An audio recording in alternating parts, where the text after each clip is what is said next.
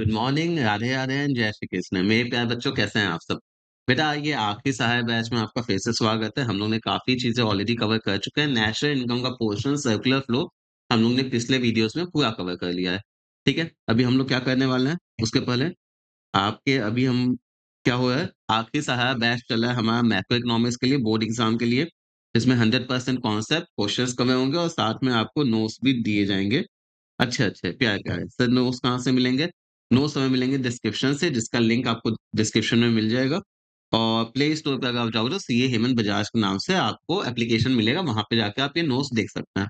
ठीक है? दूसरी चीज़, बेटा ये बताइए कि आज हम लोग क्या करने वाले हैं? बाबू, आज हम लोग करने वाले हैं मनी एंड बैंकिंग। जी, हमने क्या-क्या कर लिया? हमने सर सर्कुलर फ्लो डिटेल में कर लिया, सर्कुलर फ्लो हमने डिटेल में कर लिया। प्लस हमने नेशनल इनकम बहुत ही डिटेल में कवर कर लिया है पिछले वीडियोस में। आज हम लोग मनी और बैंकिंग का चैप्टर पूरे तरीके से फिनिश करेंगे सारे कॉन्सेप्ट्स के साथ, ताकि आपको कोई भी दिक्कत ना हो। फिर हम लोग अगले वीडियोस में बाकी बाकी पोर्शन करेंगे। तो चलते हैं यहाँ पे। देखो, सबसे पहले क्या आता है? मनी। छोटे-छोटे चैप्टर हैं, ज़्यादा बड़े नहीं है। नोट्स में सब चीज़ कवर है। आप इसको देख लो, आपका हो जाएगा। मनी क्या करता है? देखो, मनी आया क्यों? आप समझो, कोई भी चीज़ अगर कोई भी चीज़ का डेवलपमेंट होता है, तो कोई दिक्कत होती है पहले, उसको सॉल्व करने के लिए इस चीज़ का इन्वेंशन होता है। तो पहले क्या होता था, दिल दो, ये वाला काम चलता था, पैसे वाला नहीं था, कि भैया दिल के बदले दिल होता था। लेकिन अगर लव ट्रायंगल हो गया तो दिक्कत हो गई, हमें तुमसे प्यार है, तुम्हें उससे है, तुम्हें किसी और से है। तो होता क्या है, पहले हम सामान के बदले सामान लिया लेते थे, गुड्स के बदले गुड्स होता था, जिसको हम प्यार से क्या बोलते थे? Barter system. आराम से चलना, ठीक है? देखो, साथ-साथ चैप्टर के साथ-साथ मेरे साथ करो, आपका कवर हो जाएगा तुरंत। Barter system refers to the exchange of goods for goods, ठीक है? An economy where there is a direct barter of goods and services is called barter economy या C2C। C का मतलब क्या होता है? कमोडिटी या कमोडिटी टू कमोडिटी इकोनॉमी। ठीक है? आगे। इसकी दिक्कत क्या-क्या होती थी? सबसे पहली दिक्कत होती थी डबल कोइंसिडेंस। देखो, डबल कोइंसिडेंस क्या होता है कि हमें जो चाहिए वो आपके पास है। अगर हमें एक्सचेंज करना है तो ये नेसेसिटी था कि आपको जो चाहिए वो मेरे पास भी होना चाहिए। देखिए, अगर ये हमारा डबल कॉन्फिडेंस नहीं हुआ कि हमें जो चाहिए आपके पास है, आपको जो चाहिए हमारे पास है, तो हम एक्सचेंज नहीं कर पाते थे। ठीक है?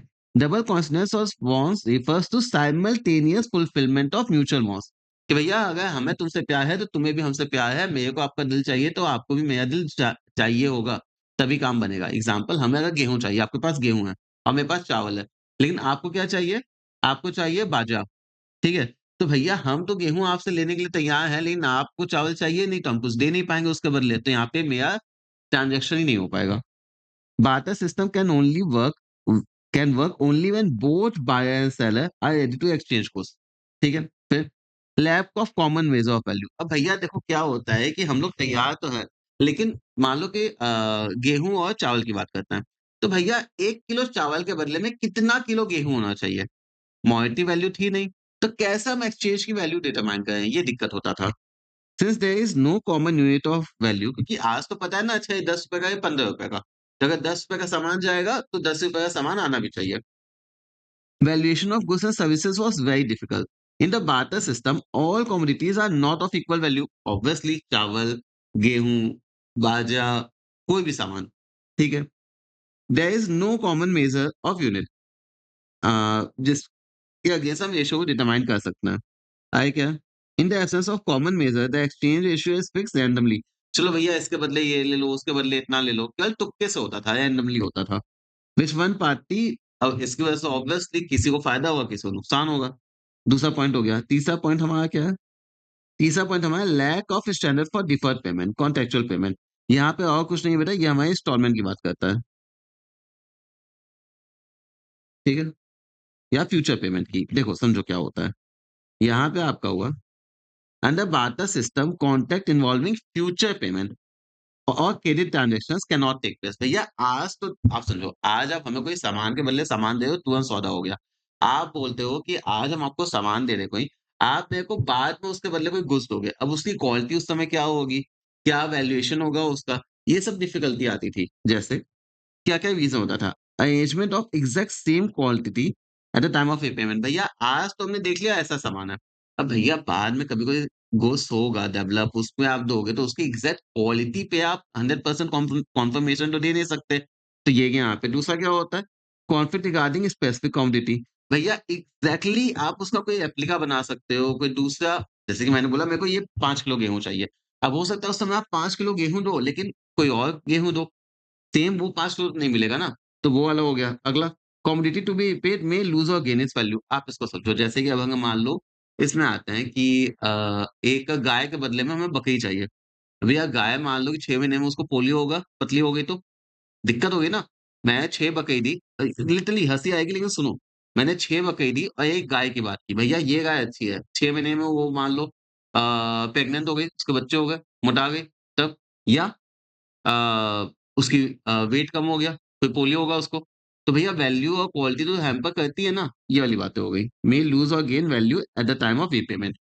आगे, लैक ऑफ स्के स्टोरेज ऑफ वैल्यू। अब देखो होता क्या है, मनी आया तो भैया ₹100 का, ₹500 का नोट आया, 1000 का नोट आया, जो भी, हम अपनी जेब में डाले, अपना काम हो गया।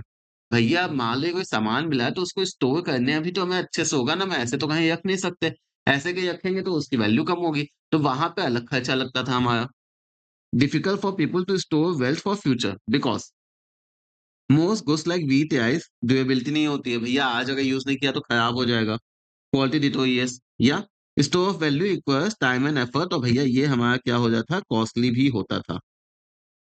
क्या होता था? कॉस्टली भी होता है। तो भैया ये हमारा अगला पॉइंट हो गया कि भैया डबल कोइंसिडेंस बार्टर सिस्टम में हमें क्या-क्या दिक्कत होती थी। डबल कोइंसिडेंस होता था, कॉमन मेजर नहीं होता था, डिफर्ड पेमेंट नहीं हो पाता था मतलब फ्यूचर पेमेंट नहीं हो पाता था और स्टोर ऑफ वैल्यू में दिक्कत था। ठीक? थ्योरेटिकल पॉइंट से आएगा तो डायरेक्ट आएगा। आगे मनी। अब देखो इसी के लिए क्या जन्म लिया मनी। मनी का कॉन्सेप्ट। मनी क्या होता है? Money is anything which is generally accepted as a medium of exchange. अब देखो ये डेफिनेशन के पार्ट है बेटा। Medium of exchange, major of value, store of value और स्टैंडर्ड ऑफ डिफर्ड पेमेंट। देखा जाए तो बेटा यही 4 दिक्कत होती थी। Major of value, medium of exchange, store of value, standard for deferred payment. तो मनी एक ऐसी चीज़ है जो भी ये 4 दिक्कतें सॉल्व कर देता है। ठीक है? Money include all such thing coin, currency, note, cheque इसमें सब मनी आता है। सुनो इंडिया में रुपए करेंसी है, अमेरिका में डॉलर करेंसी है, लेकिन है तो दोनों मनी। तो मनी एक ब्रॉडर टर्म है। ठीक है? Function of money. अब देखो मनी के क्या-क्या फंक्शन होते हैं। कुछ में होता है प्राइमरी फंक्शन, कुछ में होता है सेकेंडरी फंक्शन। प्राइमरी फंक्शन का 2 काम होता है, एक मीडियम ऑफ एक्सचेंज और मेजर ऑफ वैल्यू। सेकेंडरी में क्या आएगा? स्टैंडर्ड फॉर डिफर्ड पेमेंट और स्टोर ऑफ वैल्यू। अगर आपके एग्जाम में कहीं आया तो पहला medium of exchange. Medium of exchange का नाम ही क्या होता है कि भैया मनी को हम यूज़ कर सकते हैं, सामान के बदले पैसा लेके हम सामान दे सकते हैं या पैसे के बदले हम सामान खरीद सकते हैं। ठीक है? Money can be used for make payment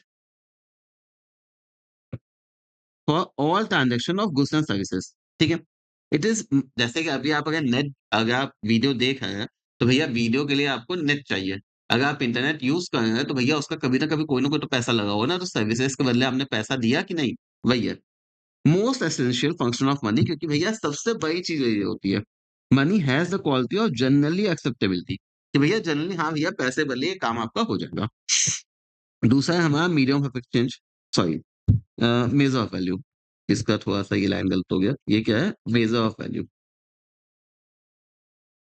major of value सही कर लेना। ठीक है? ठीक है, मेजर ऑफ वैल्यू। अब देखो क्या होता है कि अब मनी के बदले मनी हो रहा है, लेकिन आप कोई भी सामान खरीदने जाते हो तो एक क्वेश्चन होता है भैया कितने का? तो कोई भी कमोडिटी या सर्विस की हम क्या करते हैं सबसे पहले एक प्राइस डिटरमाइन करते हैं कि भैया ये 100 का, ये 500 का, ये 2000 का, 10,000 का, 20,000 का, 1 लाख का।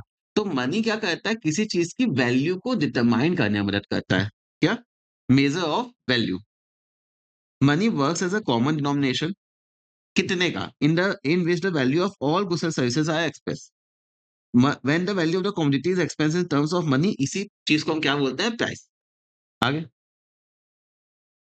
by reducing the value of goods and services to a single unit price becomes very easy to find out the exchange ratio। कि भैया देखो कोई चीज अगर मान लो 100 रुपए की है और कोई चीज मान लो अगर 500 रुपए की है। ठीक है? तो जैसे कि हम आपको बोलते हैं ये मेरा एक्स है ये वाई है ये 100 का ये 500 का। तो भैया सीधी बात है अगर आपको इसकी एक क्वांटिटी चाहिए तो आपको इसकी कितनी देनी पड़ेगी 5।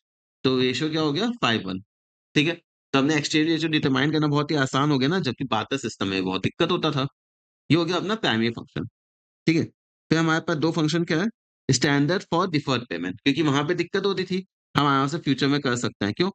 क्योंकि भैया मनी की वैल्यू कांस्टेंट रहती है, जनरली एक्सेप्टेबल होता है और मोर ड्यूरेबल होता है। भैया नोट रखे-रखे 6 महीने में खराब थोड़ी हो जाएगा, तो वैल्यू तो उतनी ही है, अच्छे से ड्यूरेबल भी है, वही दिक्कत सॉल्व हो गई।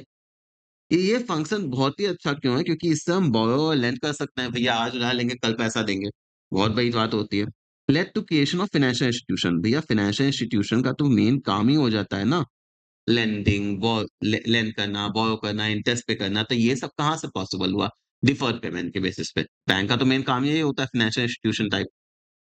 Store of value. अब भैया एक जैसे कि होता है ना कि अगर ये एक मेरा नोट है, नोट मेरे पास है नहीं इस समय, तो उसपे क्या लिखा होता है? भैया ये 100 का है, ये 500 का है या जो भी वैल्यू है। तो एक तरह से उस नोट में उतनी वैल्यू कंटेन है ना, तो स्टोर किया हुआ है ना।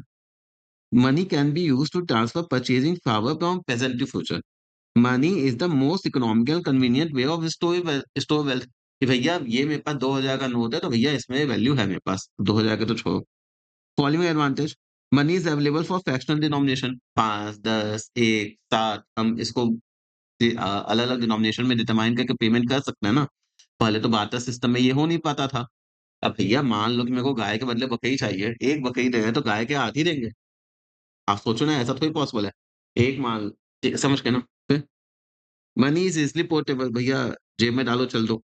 Money has the merit of generally acceptability. पैसे को कौन मना करता है यार? Saving in terms of money is much more secure in terms of goods. क्योंकि आपको गुड्स को मेंटेन करने में टाइम, एफर्ट और कॉस्ट लगता है। मनी को स्टोर करने में कौन-सा कॉस्ट लगता है यार? वो तो आप अपना जेब में डालो, काम खत्म हो गया, तिजोरी में रख लो, बैंक में रख लो, हो गया अपना। ठीक, समझे? और कुछ नहीं है, बहुत ही आसान चैप्टर है। मनी क्या, बार्टर सिस्टम क्या था, उसकी लिमिटेशंस क्या थी, मनी क्या था और मनी के जो फंक्शंस हैं वो और कुछ नहीं, ये जो 4 लिमिटेशंस थी उसी को ये ओवरकम किया है। ठीक, अब यहाँ पे देखते हैं। देखो लीगल डेफिनिशन ऑफ मनी में क्या आएगा? Money is what law says is money. भैया सीधी बात है। बोला हमारे यहाँ तो ऐसा ही होता है। तो भैया इसका मतलब क्या हो गया? कानून ने बोल दिया भैया ये मनी है तो मनी है। कल कानून ने बोला ये मनी है तो ये मनी है। कल कानून ने बोला ये मनी है तो ये मनी है। कल कानून ने बोल दिया कि भैया ये मेरा माउस मनी है तो ये मेरा माउस मनी है। जो भी कानून ने बोल दिया कि मनी है, तो भैया वो मनी है। ठीक है? चलो। और अब देखो इसमें 2 चीज़ आती है क्या-क्या? एक आता है लीगल टेंडर मनी, एक आता है नॉन लीगल टेंडर मनी या optional money. Legal tender money क्या होता है? भैया जिसको कानून ने बोला है। Money which can be legally used to make payment of डेब्ट और ऑब्लिगेशन। देखो, अब लीगली अगर किसी चीज़ को मनी बोला गया है, अब हम बोले कि भैया हम ये एक्सेप्ट नहीं करेंगे, तो हम जेल में जाएँगे। आप समझो, मान लो मैंने आपको ट्यूशन दिया, आपने मेरे को उसके बदले में पैसे ऑफ़र किए। हम बोले नहीं यार, हम तो पैसे नहीं लेंगे, हमें तो कुछ और चाहिए। नहीं, आप पैसे लोगे, ये आपको आपका डेब्ट ऑब्लिगेशन है, आप मना नहीं कर सकते कि भैया आप नहीं हम पैसे लेंगे, हम तो खरबूजा लेंगे। ऐसा नहीं होता। A a creditor is obliged by law to receive such money in the payment of debt due to them। आप सोचो ना कि अगर गवर्नमेंट ने बोला कि रुपीस, ठीक है, ये मनी है। आप नहीं तो मेरे को डॉलर में पेमेंट चाहिए, तो ये पॉसिबल नहीं है, आपको एक्सेप्ट करना ही पड़ेगा। काइंड्स ऑफ, एक होता है लिमिटेड लीगल टेंडर। देखो, लिमिटेड लीगल टेंडर क्या बोलता है, जैसे कि सिक्के हो गए, ₹1 के कॉइन हो गए, ठीक है? तो अब आप बोलो यार एक काम करते हैं 1 लाख का पेमेंट करना, हम ₹1-1 का कॉइन देते हैं, लो। हम मना कर देंगे, पागल आदमी थोड़ी हैं। तो वो होता है लिमिटेड टेंडर। आप यूज़ कर सकते हो एक पर्टिकुलर अमाउंट तक ऑब्लिगेशन अपना पे करने के लिए, डेब्ट पे करने के लिए। उसके ऊपर आप वो डिनोमिनेशन यूज़ नहीं कर सकते। जैसे which can be paid in discharge of डेब्ट up to a certain limit. Beyond this limit person चाहे तो मना कर सकता है कि नहीं भैया, और उसके खिलाफ कोई भी लीगल एक्शन नहीं लिया जाएगा। इंडिया कॉइन्स है, वो होता है लिमिटेड लेवल टेंडर। आप ₹1 या ₹2 का कॉइन कितना लेके आओगे यार? Coin shall be legal tender not lower than 1000। मतलब बेसिकली ये लाइन क्या कहता है, 1000 तक अगर हमें आपको पेमेंट करना है, हम कॉइन से कर सकते हैं। 1000 के ऊपर अगर पेमेंट करना है तो कॉइन हम दे रहे हैं तो आप मना कर सकते हो कि नहीं-नहीं भैया मेरे को नोट चाहिए, हम कॉइन से एक्सेप्ट नहीं करेंगे। ये अलाउ है। 1000 तक आपको एक्सेप्ट करना ही करना होगा, आप मना नहीं कर सकते। तो लिमिटेड है ना? जबकि अगर हम जाते हैं अनलिमिटेड लीगल टेंडर में, तो अनलिमिटेड लीगल टेंडर बेटा बस सिंपल इतना ही बोलता है, आप नोट नॉर्मली इसमें आते हैं, उसमें कॉइन्स यहाँ पे नोट है, आप करोड़ों का, अरबों का पेमेंट करना है, आप नोट में करो, कोई दिक्कत नहीं है, कोई लिमिट नहीं है। Can be discharge of any amount. Legal tender वो रिफ्यूज़ नहीं कर सकता कभी भी, ठीक है? और इंडिया पेपर नोट्स जो होते हैं, उसको हम बोलते हैं कि अनलिमिटेड लीगल टेंडर है, नोट में आपको जिसको जितने आप पेमेंट करना करो, कोई भी इश्यू नहीं होगा, ठीक? फिर नॉन लीगल टेंडर और कुछ नहीं होता है। देखो यहाँ पे क्या होता है ना, अब जैसे बिल ऑफ एक्सचेंज हो गया, चेक हो गया, गवर्नमेंट नहीं बोल रही है कि आपको ये लेना ही होगा, लेकिन out of courtesy, out of एक ट्रेडिशन, कन्वेंशंस, ये चलता है मार्केट में कि भैया ठीक है, चेक से पेमेंट हो गया, बिल ऑफ एक्सचेंज हो गया, ठीक है? ये वाइस ड्राफ्ट हो गया, दीदी जिसको आप सुने होंगे डिमांड ड्राफ्ट। तो ये क्या है, गवर्नमेंट नहीं बोली है, लेकिन ये हो जाता है, नॉर्मली चलता है मार्केट में। तो क्या है, नॉन लीगल टेंडर या optional money. It refers to the form of money which is generally acceptable but legally one is not bound to accept it. हम अगर बोले कि हम आपको चेक दें, आप चेक से पेमेंट आपको लेना ही होगा, कोई ज़रूरी नहीं है। हम बोलेंगे आप कैश दो तो कैश ही दो। क्या चेक से ले सकते हैं? हाँ। क्या बाउंड है कि चेक से लेना ही होगा? नहीं। क्लियर हुआ? For example cheque, bank draft, bill of exchange do not have legal backing and their acceptance is totally optional. भैया हमें अगर लगेगा कि हम चेक से लेंगे तो लेंगे, वरना नहीं लेंगे। ठीक है? आगे। बैंक मनी क्या होता है? Bank money refers to the demand deposit created by commercial bank। अब देखो, कमर्शियल बैंक में अभी मनी क्रिएशन वगैरह अभी आगे आएगा, यहाँ पे आराम से समझते हैं। जो भी डिमांड डिपॉजिट होता है उसे बैंक मनी कहते हैं। क्या है? देखो, मनी सप्लाई ये एक छोटा सा टॉपिक है और ऑब्वियसली ये अच्छा टॉपिक है। अब देखो, बुक में ना काफ़ी फैलाया हुआ है, एनसीईआरटी में या कहीं पे भी। यहाँ पे मैंने एक पन्ने में हर एक पॉइंट बहुत अच्छे से कवर किया है। एग्ज़ाम में कभी भी आया, आप बस ये पन्ना देख के जाना, आपका बहुत हो जाएगा। बहुत एफर्ट लगा था, सच बताएँ, इस एक देखो, बाकी दोनों तो बन गया था। इस एक पन्ने में काफ़ी टाइम और एफर्ट लगा था, तो इसको बहुत ध्यान से देखते हैं कि मनी सप्लाई क्या होती है। Money supply refers to the total volume of money held by public at particular point of time. अब इसमें 2-3 चीज़ देखते हैं।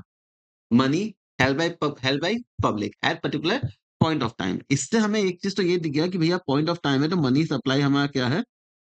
Stock concept. पढ़ा है ना स्टार्टिंग सर्कुलर फ्लो में भी, स्टॉक क्या होता है, फ्लो क्या होता है। आगे, मनी सप्लाई के फीचर्स क्या-क्या होता है? It includes money held by public only, मतलब बैंक वगैरह जो होल्ड किए हैं, वो वाला चीज़ में मनी सप्लाई में काउंट नहीं होगा, जो कि पब्लिक ने होल्ड किया है। आगे, the term public signify money using sector, individuals, business firms. It does not include, क्या बोला है? डज़ नॉट इंक्लूड क्या? It does not include creating sector, जैसे government, banking, held by them. ये हमारा क्या होता है, गवर्नमेंट के पास जो पैसा है, बैंक के पास जो पैसा है, वो चीज़ कभी भी हमारा मनी सप्लाई में काउंट नहीं होगा, क्योंकि ये क्या है, मनी क्रिएटिंग सेक्टर अ, है। तो हमें क्या चाहिए, केवल मनी यूजिंग सेक्टर चाहिए, ठीक है? अब देखो, मनी सप्लाई के 4 चीज़ें होती हैं, M1, M2, M3 या M4, ठीक है? तो M1 कुछ है नहीं कि M1 में ये चीज़ें आती हैं, M2 में ये चीज़ें आती हैं, M3 में ये चीज़ें आती हैं और M4 में ये चीज़ें आती हैं, बस ये चीज़ है। तो M1 में क्या-क्या आता है? सबसे पहले भैया देखो, पब्लिक के पास में याद करते हैं, चलो याद ही करते हैं। पब्लिक के जेब में पैसा, पब्लिक के बैंक में पैसा। तो ये डिमांड डिपॉज़िट कमर्शियल बैंक और आरबीआई के पास जो अलग रखा है। तो M1 में क्या आया? पब्लिक के जेब में पैसा, पब्लिक के बैंक में पैसा, डिमांड डिपॉज़िट वाला और जो आरबीआई के पास पैसा रखा है, ये हमारा आएगा M1 में। इसके बारे में कुछ देखते हैं। Currency coin with public consist of paper notes, coin held by public. Any currency held with the government is not included. कोई भी गवर्नमेंट वाली करेंसी हम इंक्लूड नहीं करते हैं, अभी हम लोग ने डिस्कस किया था। फिर इसी चीज़ को हम प्यार से क्या बोलते हैं? Fiat money which is under the fiat और order of the government to act as a money. ठीक है? करेंसी और कॉइन विद पब्लिक, जो करेंसी और कॉइन है, इसी को ना गवर्नमेंट ने बोला है कि भैया यही आपका लीगल मनी है, तो इसी को हम बोलते हैं फिएट मनी। ठीक है? Demand deposit of commercial bank. Demand deposit are the deposit which can be in cash issuing cheque any time. कुछ नहीं, मेरे बैंक में पैसा रखा है, हमें ज़रूरत है एटीएम से निकाल लिया, चेक लिया, तुरंत निकाल लिया, ऑनलाइन ट्रांसफर कर लिया, तो हमने विथड्रॉ कर लिया ना, डिमांड डिपॉजिट। जब मेरा मन किया, वो मैंने डिपॉजिट मेरा था, मैंने उसको विथड्रॉ कर लिया, सेविंग में, करंट अकाउंट में, ये सब होता है। A demand deposit is treated as an equal to the currency held as a readily available और means of payment। अब खुद ही समझो ना, आज के डेट में तो बेटा यूपीआई से हमारा इतना ट्रांज़ैक्शन होता है, उसके बिना तो काम ही नहीं चलता। हम तो आपको सच बताया मैंने, हमें काफ़ी टाइम हो गया, हम वॉलेट लेके नहीं निकलते हैं घर से। भैया मोबाइल है, कहीं पे भी जाएँगे तो एक्सेप्टेबल है, ऑनलाइन होता है, क्यूआर होता है, पेमेंट हो जाता है। तो भैया इतने आसानी से अवेलेबल है कि बैंक में जो मेरा पैसा रखा है, डिमांड डिपॉज़िट, फिक्स्ड डिपॉज़िट नहीं, it is as good as कि मेरी जेब में पैसा रखा है।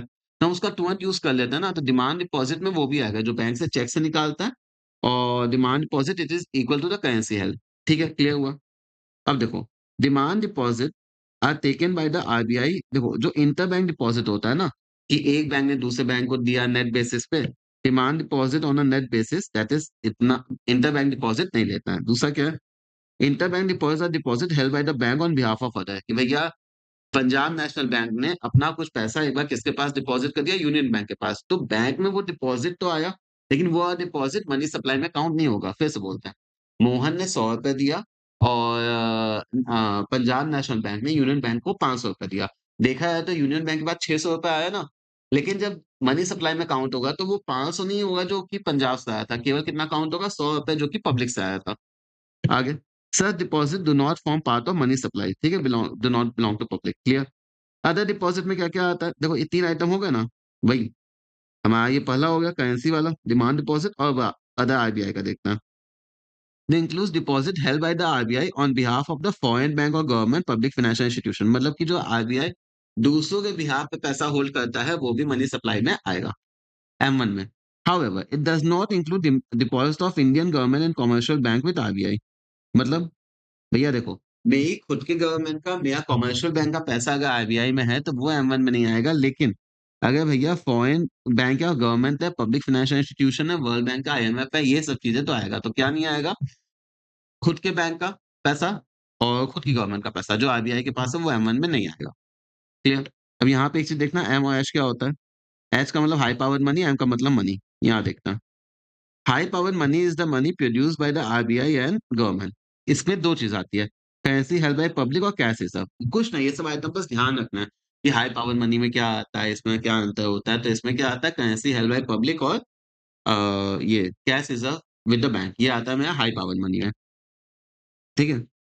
H power money to come because cash reserve जो मेरा ये होता है ना, देखो ये वाला पोर्शन होता है ना, मनी में तो देखो ये भी आता है। लेकिन हाई पावर क्यों? क्योंकि भैया इसमें कैश रिज़र्व भी आ गया, तो एक्स्ट्रा आइटम आ गया ना, इसलिए क्या होता है, ये बेस हो जाता है मेरा डिमांड डिपॉज़िट के लिए, कैश रिज़र्व भी आ जाता है।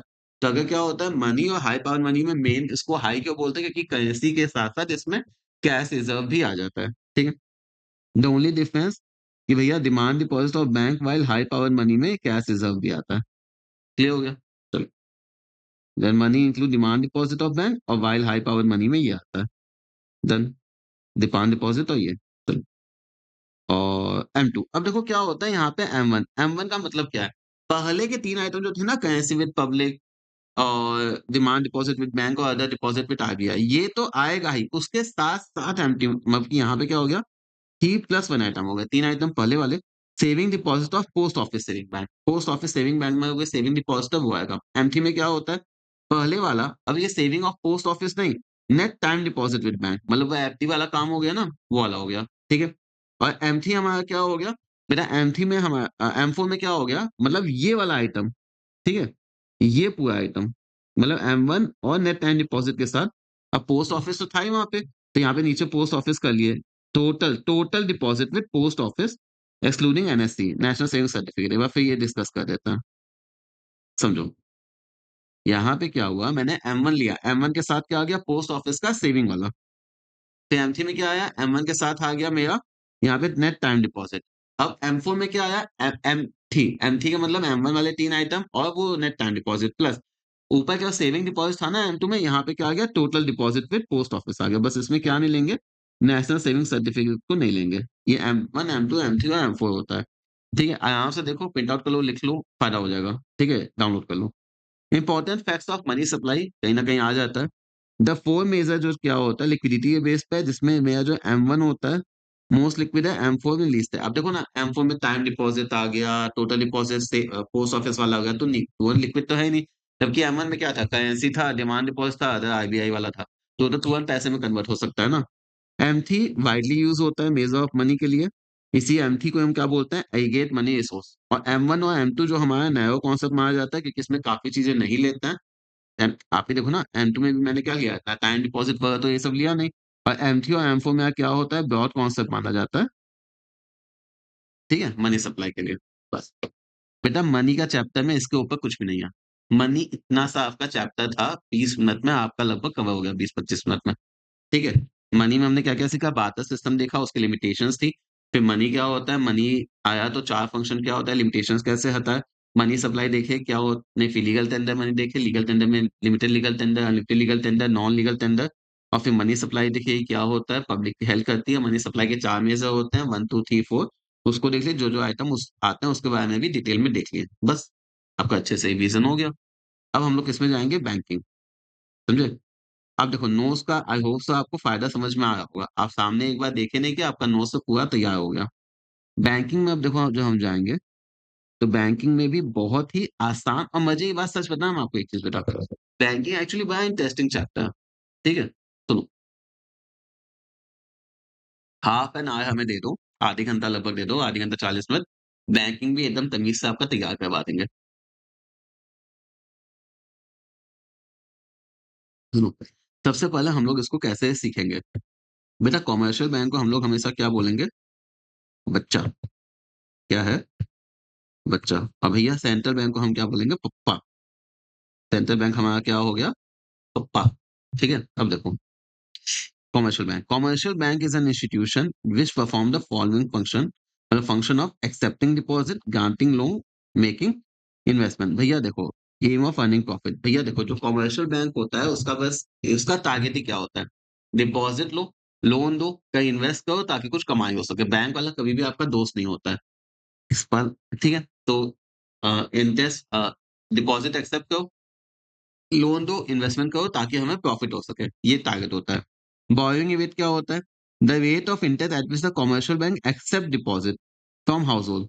भैया तो बैंक ने बोरो किया ना, जो हमें मतलब हम सेविंग में डिपॉजिट करते हैं 6% 7% वो। लैंडिंग रेट का मतलब क्या होता है? ये जो दूसरों को लोन देता है। देखो ये वाला क्या है? लोन दिया और एक तरह से ये वाला किसकी बात करता है? डिपॉजिट की बात करता है। देखो आप समझो ना मैंने बैंक में जब भी हम पैसा देते हैं तो पैसा देते हैं संभालने के लिए ना कि दे ही देते हैं। एक तरह से मैंने बैंक को दिया ना उधार, तो बैंक वाला क्या करता है मेरा पैसा अपने पास रखता है और उसको कहीं और देता है। तो बैंक ने हमसे उधार लिया ना और वो किसी और को लेंड करता है। इस पे क्या होता है आप देखो, क्या होता है ना, ये किसी को देगा 10% पे और उससे वसूलेगा 10%, जबकि ये हमें कितना पे करेगा? केवल 7%। तो भैया ये जो 3% का स्प्रेड आया ना, इसी को कई बार तो स्प्रेड करते हैं और यही बैंक की असली कमाई होती है। ठीक है? It is difference between lending rate and borrowing rate, it is profit earn by the bank. ठीक है? लेंडिंग रेट कितना था? 10%, बोरोइंग रेट कितना था? 7%, ये जो अंतर है 3%, यही इसकी मेन कमाई होती है। फंक्शन ऑफ कमर्शियल बैंक क्या-क्या होता है? इसके कुछ प्राइमरी फंक्शन होता है, सेकेंडरी फंक्शन होता है, मतलब कि मेन तो ये काम है। बाकी ये भी कर लेता है। प्राइमरी फंक्शन में क्या आता है? जैसे हम बोले डिपॉजिट लेना, लोन देना, इसका मेन काम तो भैया बस यही होता है। और फिर सेकेंडरी, प्राइमरी फंक्शन में आता है सबसे पहले डिपॉजिट। डिपॉजिट हमारे 3 टाइप के होता है। एक हमारा क्या होता है करंट डिपॉजिट, एक हमारा होता है फिक्स्ड डिपॉजिट और फिर हमारा क्या होता है सेविंग डिपॉजिट। सेविंग डिपॉजिट और कुछ नहीं होता है, सेविंग ना इन दोनों का बच्चा होता है। सेविंग डिपॉजिट क्या होता है? इन दोनों का बच्चा होता है। सेविंग, ठीक है, चलो। तो करंट डिपॉजिट और पहले फिक्स्ड डिपॉजिट को देखते हैं, फिर भैया होता है ना कि मम्मी की खूबसूरती, पापा का दिमाग या फिर इस टाइप से आ गया बच्चे में, तो वही होता है सर्वगुण संपन्न हमारा होता है सेविंग डिपॉजिट। क्योंकि उसमें दोनों की कुछ वो होती है, फैसिलिटीज़ होती है, बेनिफिट्स होता है। पहले देखते हैं कि मेन क्या होता है। करंट डिपॉजिट में deposit repayable by bank on demand, ठीक है? और फिक्स्ड देख लेते हैं। तो ये क्या होता है चेकेबल, हम चेक से पैसा निकाल सकते हैं। इस पे कोई हमें इंटरेस्ट नहीं मिलता है, नॉर्मली बिज़नेसमैन करंट अकाउंट सुनो ना मेंटेन करते हैं। Can make any number of transaction, आप इसमें एक दिन में आपको 10,000 ट्रांज़ैक्शन करने हैं, करो कोई दिक्कत नहीं है। ठीक है? यहाँ पे फिक्स्ड डिपॉज़िट क्या होता है? डिपॉज़िट वही कुछ नहीं है, ये एफडी है। ठीक है? Deposit with the bank fixed period of time कि भैया आज 5 साल दिए, आप मेरे को क्या है 5 साल बाद पैसा देना। इंटरेस्ट के साथ ऑब्वियसली वो क्या हो गया टाइम डिपॉज़िट। इसको हम चेक से नहीं निकाल सकते हैं। They carry interest which varies directly with period of time. भैया साल भर का इतना इंटरेस्ट, 2 साल का, 5 साल का इतना इंटरेस्ट। फिर ओनली 2 ट्रांज़ैक्शन, इसमें हम कुछ करते केवल 2 ट्रांज़ैक्शन होता ही है, पैसा डालो, समय पे पैसा निकालो मैच्योरिटी पे। तो फिक्स्ड डिपॉज़िट में बस ये होता है। अब देखो सेविंग में क्या-क्या आता है, दोनों का फ़ायदा कैसा है? Combined feature of both, deposit था गिव देखो एक चेक फैसिलिटी यहाँ पे आई और विथड्रॉ कर सकते हैं अपने अकाउंट से, उस चेक वाला यहाँ से आ गया और इंटरेस्ट रेट हमें मिलता है जो कि ऑब्वियसली एफडी से कम होता है। आप समझो ना यहाँ पे, हमारा यहाँ पे करंट वाले से क्या आया? चेक वाली फैसिलिटी।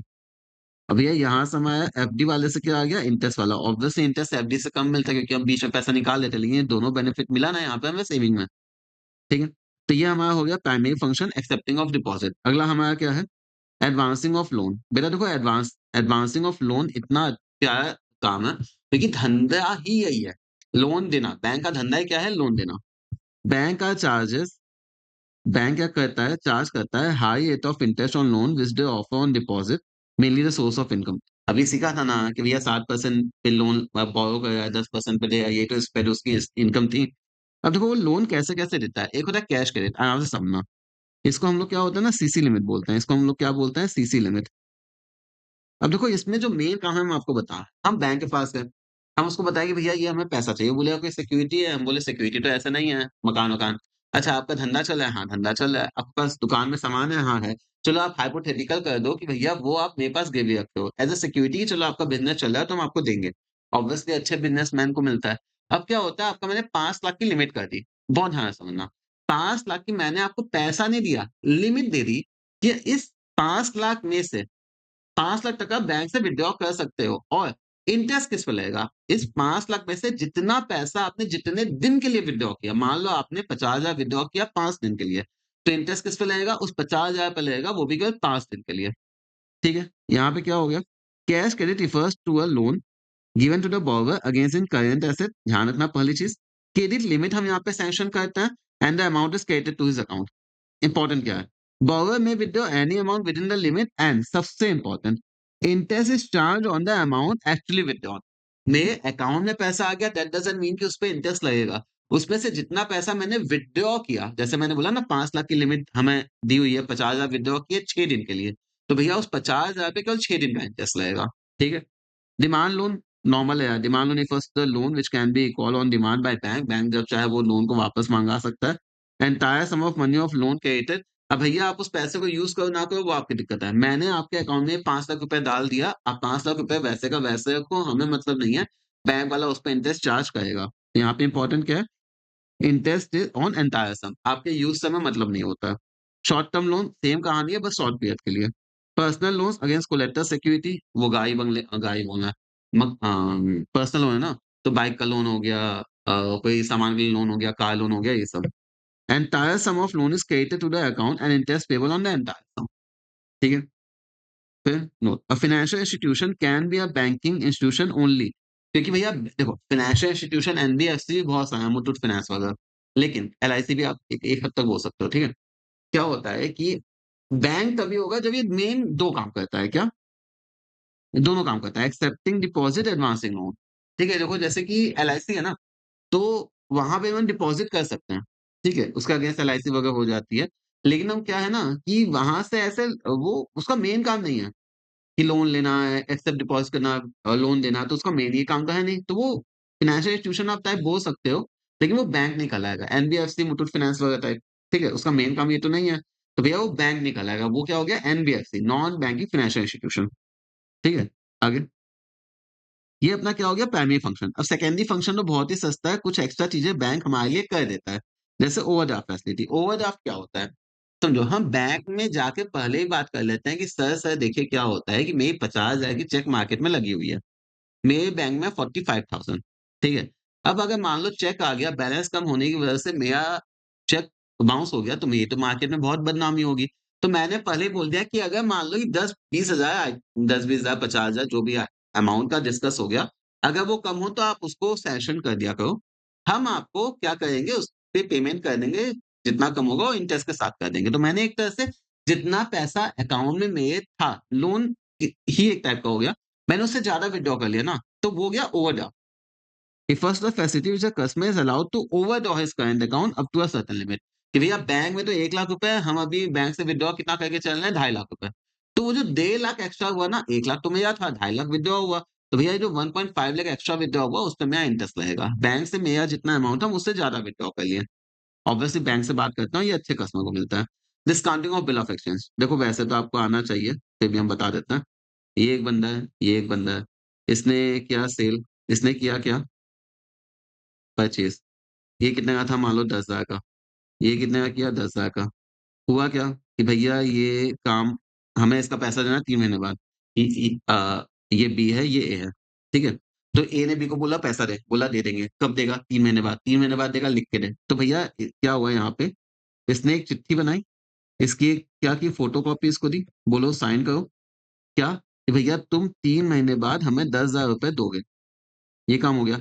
इसको हम क्या बोलते हैं? बिल। ये बिल रिसीवेबल हो गया और बिल पेएबल हो गया। अब क्या होता है इस बंदे को मिस्टर ए को पैसे की ज़रूरत तो आज है, लेकिन बी कब कब पैसा देगा 3 महीने बाद। तो ये बंदा क्या करता है कि ये जाता है ये चिट्ठी लेके बैंक के पास। अब बोलता है बैंक आप क्या करो मेरे 10,000 की चिट्ठी ले लो, आप 3 महीने बाद जाके बी से विथड्रॉ कर लेना ये 10,000। अब बैंक बोलेगा भैया इसमें मेरा क्या फ़ायदा? बोलेगा कोई नहीं ना, आप क्या करो हमें इस समय केवल 10,000 में से 500 काट के 9,500 दे दो। इससे क्या फ़ायदा हुआ? भैया देखो, ए को तुरंत पैसा मिल गया और 3 महीने के चक्कर में बैंक ने ₹500 कमा लिया। तो ये इसी प्रोसेस को हम क्या बोलते हैं? Discounting of bill of exchange, ठीक है? इसी को हम क्या बोलते हैं? Discounting of bill of exchange. बस अपना काम हो गया, ठीक है? It was the facility which a holder of bill of exchange get his bill discounted. Holder मतलब ये बीआर वाला कहाना हो गया, विद बिफोर द मैच्योरिटी। हाँ, उसको तो आज पैसा चाहिए था। अब एजेंसी फंक्शन ना बैंक में ये एजेंट बन के बहुत सारा काम कर देता है। जैसे मेरे लिए फंड ट्रांसफर कर देता है, फॉरेन एक्सचेंज अगर हमें खरीदना है डॉलर-वॉलर तो बैंक से ही करता है। इनकम टैक्स की भी कंसल्टेंसी देता है, भैया ये फॉर्म भर दीजिए तो थोड़ा टीडीएस वगैरह नहीं कटेगा। लेटर ऑफ रेफरेंस किसी को अगर मेरे बारे में जानना है कि मेरी फाइनेंशियल कंडीशन कैसी है तो बैंक से वो एक बार पूछता है। कोई लोन-वोन ड्यू तो नहीं है, पेमेंट होता है इंस्टॉलमेंट का ऐसे-ऐसे ये सब। Collection and payment of various item, जैसे कि मान लो कि भैया ये बिल है ना, बिल आपकी कलेक्ट कर लेना, एलआईसी का पेमेंट कर देना। अगर हमें मान लो कि शेयर-वेयर खरीदना है तो पेमेंट तो बैंक से ही होता है। और ट्रस्टी एंड एग्जीक्यूटर, कई बार आपने देखा होगा कि कोई बंदा अगर ऊपर जाने वाला है तो एक लॉयर को बुलाता है, दूसरा बैंकर को बुलाता है, कि भैया क्या होता है कि अगर मेरे जाने के बाद मेरी बिल को ऐसे-ऐसे एग्जीक्यूट करवा दीजिएगा। जब तक मेरा बेटा 18 साल का नहीं होता पूरा ये कंट्रोल बैंक के हाथ में रहेगा एज़ अ ट्रस्टी, इस टाइप से, ठीक है? General utility function locker facility देता है। लेटर ऑफ क्रेडिट क्या होता है? मान लो कोई बाहर से बंदा आता है, इंडिया के बाहर से मेरे से सामान खरीदना है या हमें खरीदना है, तो वो हमसे पूछेगा कि हम कैसे हैं? हम बोलेंगे हम तो बहुत अच्छे हैं। असली चीज़ कौन बताएगा? मेरा बैंक। नहीं भैया, इस बंदे का क्रेडिट वर्तने से अच्छा है, आप इसके साथ ट्रांज़ैक्शन कर सकते हैं। वही होता है letter of credit. Collection of statistics travellers cheque underwriting securities. Underwriting securities का मतलब क्या होता है? देखो अब इसका कॉन्सेप्ट तो ऑलमोस्ट खत्म ही हो गया ट्रैवलर्स चेक का, मगर अंडरराइटिंग सिक्योरिटी का मतलब क्या होता है? जैसे कि अगर मान लो रिलायंस को अपने शेयर इश्यू करना है। शेयर इश्यू करना आसान बात नहीं होता, बहुत पंचायती होती है, बहुत पंचायती। एक्सपर्ट चाहिए ना, तो बैंक बोलता है कि भैया हमारा तो काम ही है ये सब, हम करवा देंगे। आप आओ, आप मेरे को उसके बदले में कुछ कमीशन देना। तो शेयर नहीं बोलेंगे, फाइनेंशियल सिक्योरिटीज़ अगर यहाँ पे इश्यू करना होता है, फाइनेंशियल सिक्योरिटीज़ अगर किसी को इश्यू करना होता है, तो बैंक उसमें एक्सपर्ट होता है अंडरराइटिंग सिक्योरिटीज़, उसके बदले कमीशन वगैरह लेता है। ये मेरा क्या हो गया? ये। अब देखो होता क्या है बात समझो, ये तो अपने बैंक के बारे में हो गया, बच्चे के बारे में। मनी क्रिएशन ये वाला बड़ा प्रोसेस है, यहाँ से बड़ा अच्छा-अच्छा टॉपिक आएगा। ठीक है? मनी क्रिएशन कैसे होता है, पूरा एग्ज़ाम्पल के साथ एक ये हो गया, तो फिर सेंट्रल बैंक के बारे में सीखेंगे और काम खत्म होगा। सुनो, बहुत प्यारा टॉपिक है। एक्चुअली सच बताएँ ना बहुत इंटरेस्टिंग टॉपिक है यार ये वाला। देखो होता क्या है, ये बैंक क्या करता है मेरे प्यारे बच्चों, बैंक बोलता है कि मेरे पास आया किसी से ₹100, अब इस ₹100 को मेरे को काफ़ी घुमाना है। हमें किसी को देना है। अगर ₹100 आया और हम कह लो अगर ₹100 ही लोन दे सके तो मेरा धंधा तो चल नहीं पाएगा। देखिए भैया उतना डिपॉज़िट आना चाहिए जितना हम लोन दे सकें। तो वो कैसे घुमाता है मनी से म पैसा वो कैसे क्रिएट करता है, आराम से सुनना। एक बार समझ गए तो हो गया। The process of money creation commercial bank able to create credit for access of initial deposit. भैया मेरे पास आया ₹100 मैंने 500 का लोन दे दिया। कैसे दे दिया? यही तो बात है। इसके लिए बैंक क्या असम्पशन लेता है? सबसे पहले वो अज़्यूम करता है कि जो पूरा बैंक है ना union bank, Punjab national bank central bank ये नहीं वो एक दूसरा वाला और एचडीएफसी, एक्सिस बैंक, आईसीआईसीआई ये सब जो सारे बैंक है ना, हैं अलग-अलग बैंक लेकिन है एक बैंकिंग इंस्टीट्यूशन, बैंकिंग सिस्टम। तो ये एक घर है जिसमें अलग-अलग कमरे हैं, तो पैसा कहीं भी आएगा तो घर में ही आएगा ना। तो entire commercial banking is one unit, terms and bank. यहाँ पे अलग-अलग नहीं, कमर्शियल बैंक मतलब कि भैया एक यूनिट है, दूसरी चीज़। ऑल एसेट ऑफ पेमेंट कैसे होता है? बैंक के ज़रिए होता है। मतलब यहाँ पे ये मानता है कि कैश का ट्रांज़ैक्शन होता ही नहीं है। भैया अगर ₹100 ₹10 ₹5 भी खर्चा करना है, तो हम क्या कहेंगे तुम्हारे बैंक अकाउंट में डालेंगे। तो भैया यहाँ से पैसा दूसरे ही बैंक अकाउंट में गया ना। ऐसा तो नहीं है ना कि आप कैश लेके निकल गए। तो है तो बैंक के अंदर ही, घर के अंदर ही घूम रहा है। ठीक है। अब देखो होता क्या है? सेकेंडरी क्रिएशन कैसे करता है? प्राइमरी क्रिएशन तो वो जो डिपॉज़िट आया ना ₹100 वो है। Commercial bank grant loan to the borrower by अब देखो सारा जो खेल है ना, सारा जो खेल है, वो इसी लाइन पे डिपेंडेंट है। सुनो भाई सुनो, यही काम की चीज़ है। By opening a deposit account in the name of the borrower and credit the loan amount to this account यही है। मतलब हम आपको पैसा नकद नहीं देंगे। हम क्या किए, ₹100 मेरे पास था। मैंने आपको मान लो उसमें से 80 का लोन दे दिया। 80 कैसे दिया? हम ही ने आपके नाम पे एक अकाउंट खोला। उसी में 80 डाला। तो एक तरह से मेरे पास अब मोहन के नाम पे ₹100 और सोहन के नाम पे कितना आ गया? ₹180 टोटल मेरे पास 180 आ गया। क्लियर हुआ? तो मैंने फिर 80 में से मैंने कुछ आपको दिया, तो तीसरे बंदे के नाम पे वो भी आ गया। देखिए अकाउंट खुलते जा रहा है, उसमें पैसे आते जा रहे हैं। इसी को क्या बोलते हैं? Secondary deposit. Bank can not use the whole amount for lending. Legally इसको कंपल्सरी होता है कि भैया जितना भी ₹100 आया, ₹100 का हम पूरा का पूरा लोन नहीं दे सकते। हमें कुछ रिज़र्व में रखना पड़ेगा। इसी चीज़ को हम प्यार से क्या बोलते हैं? लीगल रिज़र्व रेशियो या रिज़र्व डिपॉज़िट। ठीक है? इसमें एक बार डिफरेंस देखते हैं। देखो प्राइमरी और सेकेंडरी में। प्राइमरी डिपॉज़िट क्या होता है? देख रहे हो नोट्स कितने अच्छे हैं। Cash deposits of people which with the commercial bank in the different deposit accounts such as saving. ठीक है? भैया ये जो मेरा पीपल ने कमर्शियल बैंक में डिपॉज़िट किया है, ये क्या है? Deposit arise due to loan जो कि बैंक देता है। आगे primary deposit indicates saving of depositor with the bank, जबकि सेकेंडरी डिपॉज़िट क्या होता है? बोरोइंग ऑफ द डिपॉज़िट कि भैया उस डिपॉज़िट के बदले लोगों ने कितना बोरो किया है। ठीक है? From the bank. Sum of the primary and secondary is equal to total demand deposit. भैया इसी को उठा के तो बोलेंगे भैया 100 इसमें आया, फिर 80 आया, फिर मान लो कुछ आया, फिर मान लो कुछ आया, तो टोटल मिला के तो एंटायर डिपॉजिट इतना क्रिएट हुआ है बैंक में। फिर commercial bank can create secondary deposit by way of many times more than the cash reserve, so secondary deposit is always more than the primary deposit. अब ये एग्जाम्पल के साथ अब क्लियर हो जाएगा। अब देखो यहाँ पे समझो, ये काम कीजिए। हम क्या होता है कि भैया 100 अगर में से मैंने बोला हम ₹100 पूरा लोन नहीं दे सकते। मान लो 80 देंगे तो ₹20 अपने पास रखेंगे। पहली बात तो क्यों रखेंगे ₹20? अगर रखने की ज़रूरत है तो पूरा ₹100 क्यों नहीं रखेंगे? केवल ₹20 क्यों रखेंगे? ये सवाल है। क्योंकि भैया देखो प्रूडेंट का मतलब समझदार बैंकर अपने एक्सपीरियंस के ज़रिए उसको 2 चीज़ पता होता है क्या? All the depositor do not approach the bank for the withdrawal of money at the same time. भैया हम 100 नहीं 100 हज़ार करोड़ की बात की है। अब भैया सारे लोग एक ही दिन में पैसा निकालने तो आएँगे नहीं। ऐसा तो कोविड वाला काम तो चल नहीं रहा है। And also do not withdraw the entire amount in one go. मतलब वो सारे लोग एक ही साथ नहीं आते हैं। अगर आएँगे भी या फिर कुछ होता भी है, पूरा पैसा नहीं निकालते हैं। कोई 10 प प मतलब कोई 10% 20% ऐसे निकालता है। वो कभी भी अपना बैंक अकाउंट खाली नहीं करते हो ना नॉर्मली, कुछ ही पैसा निकालते हो ना, कुछ तो बैलेंस रखते हो, ये वो चीज़ है। दूसरी चीज़, भैया अगर कोई कहीं से पैसा जाएगा तो कहीं से पैसा आएगा। भैया अगर कोई विथड्रॉ करेगा तो हर रोज मेरे पास नया डिपॉजिट होता रहता है। ये 2 अजम्पशन है। क्या-क्या अजम्पशन है? पहला है कि भैया कोई भी सारे लोग एक साथ पैसा नहीं निकालते हैं और पूरा पैसा नहीं निकालते हैं। दूसरा क्या है कि भैया हर रोज मेरे पास नया डिपॉजिट क्रिएट होता रहेगा। ये वाली चीज़ होती है। इसीलिए क्या होता है कि हम केवल थोड़ा पोर्शन अपने पास रख लेते हैं कि लोग आए तो उनको पैसा-वैसा दे सकें। ऐसा ना हुआ कि हम बोले मेरे पास बैंक के पास पैसा ही नहीं है। ठीक है? आगे। अब देखो ये इतनी प्यारा एग्ज़ाम्पल दिया है ना, ठीक है? एनसीईआरटी से ही उठाया हुआ है, एक बार यहाँ से देखो। Let us understand the process of money creation through an example. Initial deposit आया ₹1000 और इसने हुआ कि भैया गवर्नमेंट ने बोला ₹20 तुम अपने पास रखो, तुम 20% अपने पास रखो, तुम 20% बाहर नहीं डिस्ट्रीब्यूट कर सकते। ठीक है? 20% commercial bank should be kept of a deposit at the reserve और हम कितना केवल लेंड कर सकते हैं? 80%। वेरी गुड है। इनिशियल डिपॉज़िट कितना था? 1000 प्राइमरी डिपॉज़िट। रिज़र्व में कितना हो गया?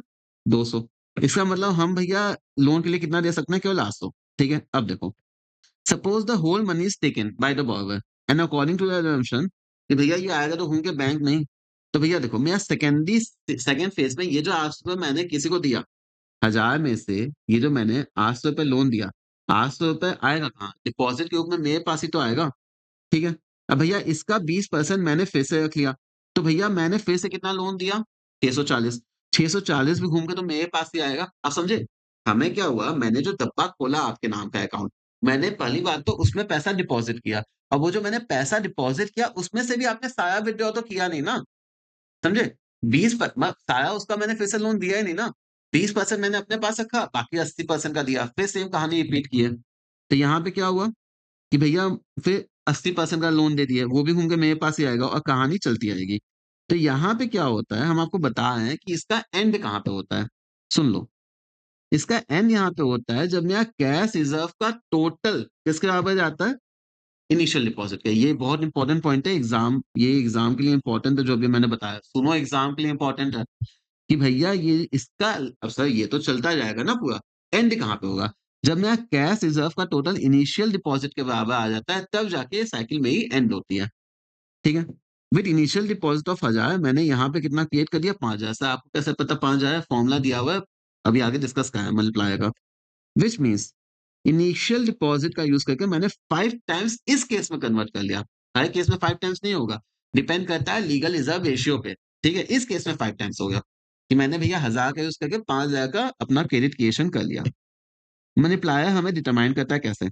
Which it is a number by which the total deposit can increase due to the given change in the deposit. Inversely related to the LRR. आप समझो कि भैया ए, आप ये समझो ना, आप कल 5% अपने पास रखो, बाकी पैसा बाँट दो, बहुत बाँट सकते हैं। आप 40% अपने पास रखोगे और 60% लोन दो, तो भैया फिर कम ही देंगे ना। तो भैया जितना मेरा एलआरआर ज ज़्यादा होगा, मेरा जो ये डिपॉज़िट है, वो कम होगा, ये जितना कम होगा, वो इतना ज़्यादा होगा, ठीक है? अब देखो, इसका फ़ॉर्मूला क्या होता है? मनी मल्टीप्लायर का फ़ॉर्मूला होता है 1 बाई एलआरआर और इस एलआरआर को डेसिमल में पकड़ना, ठीक है? गिव एन एग्जांपल देखते हैं कि भैया ये 5 टाइम्स कैसे क्रिएट हुआ। LRR define the amount of the money created by bank.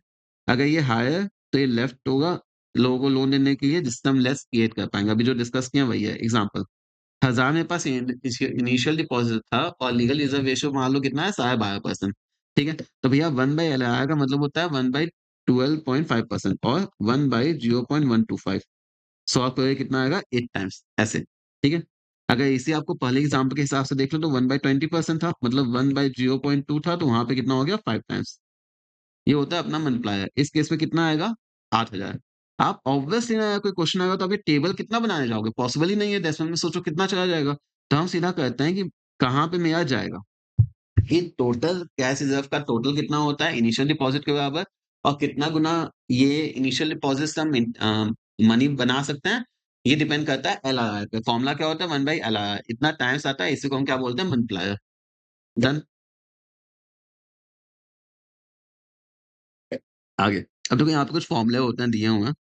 Normal है पहला, टोटल क्रेडिट क्रिएशन क्या आता है initial primary deposit into money multiplier. जैसे ये अभी ये वाला है ना कि ये मनी मल्टीप्लायर 8 आया, 1000 इंटू 8 कर दिए तो 8000 हो गया।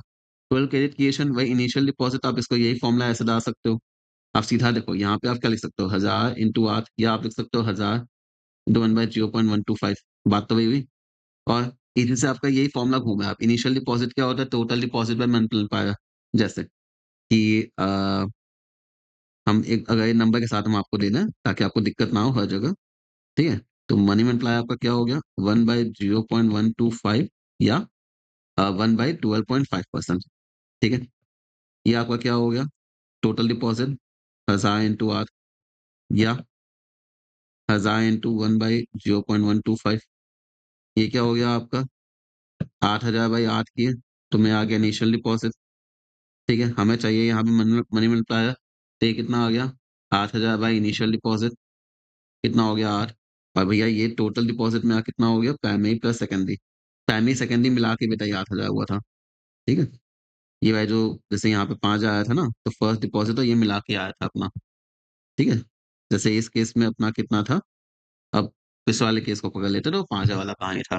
देखो तो ये फ़ॉर्मूला ना आपको दिखोगे भाई ये तो बहुत स्टेटमेंट में फ़ॉर्मूला है, कुछ नहीं है, ये नंबर वाला देखो एकदम सिंपल आपका तैयार हो गया। बहुत चीज़ें आसान है, बहुत आसान है, सच में। एग्ज़ाम के लिए बस इसको देख के जाओ, कॉन्सेप्ट समझो, अच्छे से आप अटेम्प्ट कर पाओगे। ठीक है? नोट्स चाहिए लिंक डिस्क्रिप्शन में है, कोई दिक्कत होगा, ये मेरा नंबर है। ठीक है? ओके। अब देखो, अभी तक हम लोगों ने बच्चे की बात बात कर ली, अब हम किसकी बातें करते हैं? पप्पा। अब हम किसकी बातें करने वाले हैं भैया? पप्पा की। पप्पा घर के सबसे बड़े। Central bank is an apex body. Apex body का मतलब क्या होता है? सबसे टॉप में। इसका काम क्या होता है? कंट्रोल करना, ऑपरेट करना, रेगुलेट करना, डायरेक्ट करना मतलब सीईओ आदि। इसका काम होता है सीईओ आदि करना, कोऑर्ड करना, कंट्रोल, ऑपरेट, रेगुलेट, डायरेक्ट, ठीक है? एंटायर बैंकिंग और मॉनेटरी स्ट्रक्चर कि भैया पूरे इंडिया में जो हमारा ऑब्वियसली जो सेंट्रल बैंक है वो अपना क्या है? आरबीआई है, ठीक है? ये रेगुलेट करता है कि पूरा बैंकिंग सिस्टम कैसे काम करेगा, मॉनेटरी सिस्टम कैसे काम करेगा। On all the financially developed countries का हर एक कंट्री का अपना होता है। इंडिया का क्या है आरबीआई, ये आया कब था? 1 अप्रैल 1935 में आया था आरबीआई एक्ट के अंदर। देन अब देखो फंक्शंस ऑफ आरबीआई देखो ना मेन ना बाबू यही टॉपिक ही है, ठीक है? क्रेडिट कंट्रोल इंस्ट्रूमेंट आपका एक आएगा और फंक्शंस ऑफ आरबीआई आएगा, बस खत्म अब। अब देखो बैंक का मेन काम क्या-क्या होता है? सबसे पहला काम क्या होता है? Central authority of issue of the bank. देखो यहाँ मैंने दिया है। अच्छा डायग्राम एक बार ध्यान से देख लेना प्लीज़। यहाँ पे कंट्रोलर ऑफ मनी सप्लाई में फिर मैंने ये अलग से दिया है। आपको दिख रहा है? तो ये मत समझना कि अच्छा ठीक है ये अलग से गया है। ये यहाँ से आया है। ये 3 फंक्शन अलग है और कंट्रोलर में ये सब गया है। ठीक है? तो मेनली बस ये टॉपिक आप करोगे आपका हो जाएगा। सबसे पहले करेंसी अथॉरिटी भैया इंडिया में नोट पैसे छापने की अथॉरिटी किसको है? सेंट्रल बैंक को। Sole authority for issue of currency, sole right of issue of paper currency क्योंकि सिक्का कोई और छापता है ₹1 का। एक्सेप्ट 1 रूपी नोट कॉइन जिसका मिनिस्ट्री ऑफ फाइनेंस के पास अथॉरिटी होता है। 1 रूपी कॉइन 1 रूपी कॉइन मिनिस्ट्री ऑफ फाइनेंस करता है, इसके अलावा जो भी होता है ये आरबीआई करता है। 1 rupee note bear the signature of finance minister, इसके पास इस पे क्या होता है? गवर्नर। हर एक नोट के ऊपर नीचे क्या होता है? फाइनेंस मिनिस्टर का सिग्नेचर होता है, हाथ से निकलता है, प्रिंटेड होता है, लेकिन ₹1 सिक्के के ऊपर किसका होता है? गवर्नर ऑफ इंडिया का। ठीक है, ध्यान रखना। इसका फायदा क्या होता है? भैया आप सोचो 3-4 लोग मिलके नोट छापे हैं। कोई नोट छापेगा, कोई नोट छापेगा। सबकी वैलिडिटी भी नहीं होगी। तो भैया एक पर्टिकुलर होना चाहिए ना कि पूरे इंडिया में एक ही करेंसी चल रही है। ठीक है? तो ये हो गया। Power to influence money supply. अब भैया मार्केट में कितना पैसा निकालना है, यही है ना कि पब्लिक के पास कितना पैसा है, उसी को मनी सप्लाई करना है। तो ये कंट्रोल करने की अथॉरिटी किसके पास होती है? इसके पास। ज़रूरत पड़ेगा तो ज़्यादा छापेगी, ज़रूरत पड़ेगा तो कम छापेगी। Government, RBI. Enable the government to have supervision and control over the central bank with respect to the issue of notes. आप ही समझो ना क्योंकि एक ही बंदा पैसा छाप रहा है। 10 लोग छापेंगे तो 10 पे हम कंट्रोल नहीं कर पाएँगे। एक बंदा छापेगा तो उसपे गवर्नमेंट भी कंट्रोल कर सकती है कि भैया आपको इतना ही करेंसी इश्यू करना है। और assure public faith in the system. नहीं भैया जैसे आप सोचो ना अभी डिमोनेटाइजेशन हुआ था, तो कोई भी हुआ था तो देखो जितना भी हुआ, वो सारी नौटंकी हुई। लेकिन at the end of the day क्या था? नहीं बैंकिंग सिस्टम है, आरबीआई है, कुछ नहीं होगा तो आरबीआई सँभालेगा। कैसे होगा? आरबीआई है। तो एक फेथ इंडिया का वो था ना मेंटेन था ना, तो वही होता है। Have seen stabilisation of internal external value of currency. ठीक है? अब क्या होता है कि जो जैसे $1 इतने का, 1 पाउंड इतने का, तो इसको भी मेंटेन करने में इसका बहुत अच्छा रोल होता है आरबीआई का। क्योंकि आरबीआई के पास सोल अथॉरिटी होती है पैसे छापने की, कोई और इंटरफेयर करता नहीं है। Note, central government is authorised. भैया सेंट्रल गवर्नमेंट को आप सोचना वो सेंट्रल गवर्नमेंट आएगा तो क्या यूनियन बैंक से थोड़ी उधार लेगा। सेंट्रल बैंक को पैसे की ज़रूरत पड़ेगी तो किससे लेगा? सेंट्रल बैंक से, गवर्नमेंट को ज़रूरत पड़ी तो। Government incurs a deficit in budget. ये आपको डेफिसिट के चैप्टर में पता चलेगा। वैसे इसका मतलब सिंपल होता है डेफिसिट का। ड यहाँ पे देखना, डेफिसिट का सिंपल मतलब ये होता है जब एक्सपेंडिचर ग्रेटर देन हो जाता है रिसीप्ट से। यहाँ बोला एक्सपेंडिचर मोर देन रिसीप्ट होता है तो डेफिसिट हो जाता है। तो वो सेंट्रल बैंक से करता है अपनी ट्रेज़री बिल सेल करके। अब ये पैसा कहाँ से आता है? सेंट्रल बैंक ये करता है, उसके बदले में न्यू करेंसी इश्यू करता है। ठीक है? इसी को हम क्या बोलते हैं? मोनेटाइजिंग द गवर्नमेंट डेब्ट और डेब्ट फाइनेंसिंग। आप समझो ये डेब्ट फाइनेंसिंग का ये मेन टॉपिक है कि जब गवर्नमेंट के पास पैसे की कमी होती है, वो डेफिसिट फेस करती है तो जाती है सेंट्रल बैंक। सेंट्रल बैंक हमारी मदद कीजिए। सेंट्रल बैंक क्या करता है? गवर्नमेंट के ट्रेज़री बिल मतलब गवर्नमेंट की सिक्योरिटीज़ ले लेता है, उसके बदले वो पैसा देता है। पैसा कहाँ से आता है? नई करेंसी इश्यू करता है। तो एक तरह से डेब्ट जो गवर्नमेंट की डेब्ट थी, लोन था, नुकसान था, उसी को फुलफिल किया ना, तो इसी को बोलते हैं डेब्ट फाइनेंसिंग। ठीक है? ये हो गया अपना पहला फंक्शन। दूसरा क्या है? भैया आप देखो मेरा बैंकर कौन? अलग-अलग बैंक होते हैं, HDFC bank, ICICI bank, axis bank ये सब होते हैं। गवर्नमेंट का बैंकर कौन? मोदी जी का बैंकर कौन? मोदी जी का बैंकर कौन? आरबीआई। पागल है क्या है? मोदी जी इंडिविजुअल हैं, मोदी जी गवर्नमेंट नहीं है। तो मोदी जी का बैंकर एक नॉर्मल बैंक होगा, लेकिन आरबीआई का सेंट्रल बैंक का बैंक कौन होगा? सेंट्रल। गवर्नमेंट का बैंक कौन हुआ? Central bank. Banker to the government. RBI act as a banker, agent, financial advisor to the central government or state government। कुछ नहीं, जो मेरे लिए काम मेरा एक नॉर्मल कमर्शियल बैंक करता है, वही काम और ऑब्वियसली और भी ब्रॉडर काम सेंट्रल बैंक गवर्नमेंट के लिए सेंट्रल बैंक करता है। मेंटेन करंट अकाउंट भैया सारे कैश बैलेंस मेंटेन करता है, सारे रिसिप्ट ऑफ पेमेंट गवर्नमेंट के करता है। लोन देता है गवर्नमेंट को टेम्परेरी बेसिस पे। Central bank also has the responsibility to managing the public डेब्ट। सेंट्रल बैंक है पब्लिक डेब्ट भी मेंटेन करना काम होता है। बैंकर्स बैंक और सुपरवाइजर। बैंकर्स बैंक का मतलब कि देखो बैंकर्स बैंक मतलब ये जो बैंकर्स है ना, ये एक तरह से कमर्शियल बैंक की बात किया है, बच्चे, ये बच्चा की बात किया है। भैया बच्चों को अगर जरूरत पड़ेगी तो कौन हाथ देगा? ऊपर वाले। Central bank bear the same relationship with the commercial bank as the latter. Latter का मतलब यहाँ पे क्या हो गया? Commercial bank. कमर्शियल अब सी बैंक का मतलब तो वही लगेगा ना, commercial bank maintains with general public. ठीक है भैया, ये क्या होता है कि central bank same relation maintain करता है कॉमर्शियल बैंक के साथ, जो कॉमर्शियल बैंक रिलेशन मेंटेन करता है पब्लिक के साथ। ठीक है, देखो यहाँ पे क्या हो गया, पप्पा बच्चा plus central bank commercial bank, और यहाँ पे क्या आता है, पब्लिक। तो भैया इनके बीच में जो ट्रांजेक्शन रिलेशन होता है, वही रिलेशन इनके बीच में होता है। ठीक है, जैसे भैया हर एक बैंक का मेंटेन होता है अकाउंट आरबीआई के साथ। RBI provide short term financial assistance, जैसे पब्लिक को लोन देते हैं, इसको भी शॉर्ट टर्म के लिए हेल्प करता है। आरबीआई सुपरवाइज करता है, रेगुलेट करता है कि भैया आपको कैसे प्रॉपर्ली काम करना चाहिए, क्योंकि पापा तो इंस्ट्रक्शन देंगे ना बच्चे को, वही चीज है। फिर एज अ बैंकर्स बैंक ये क्या क्या काम करता है, ठीक है, तीसरा ही अभी चल रहा है, समझो ये वाला भी ना तीसरा ही पॉइंट चल रहा है मेरा।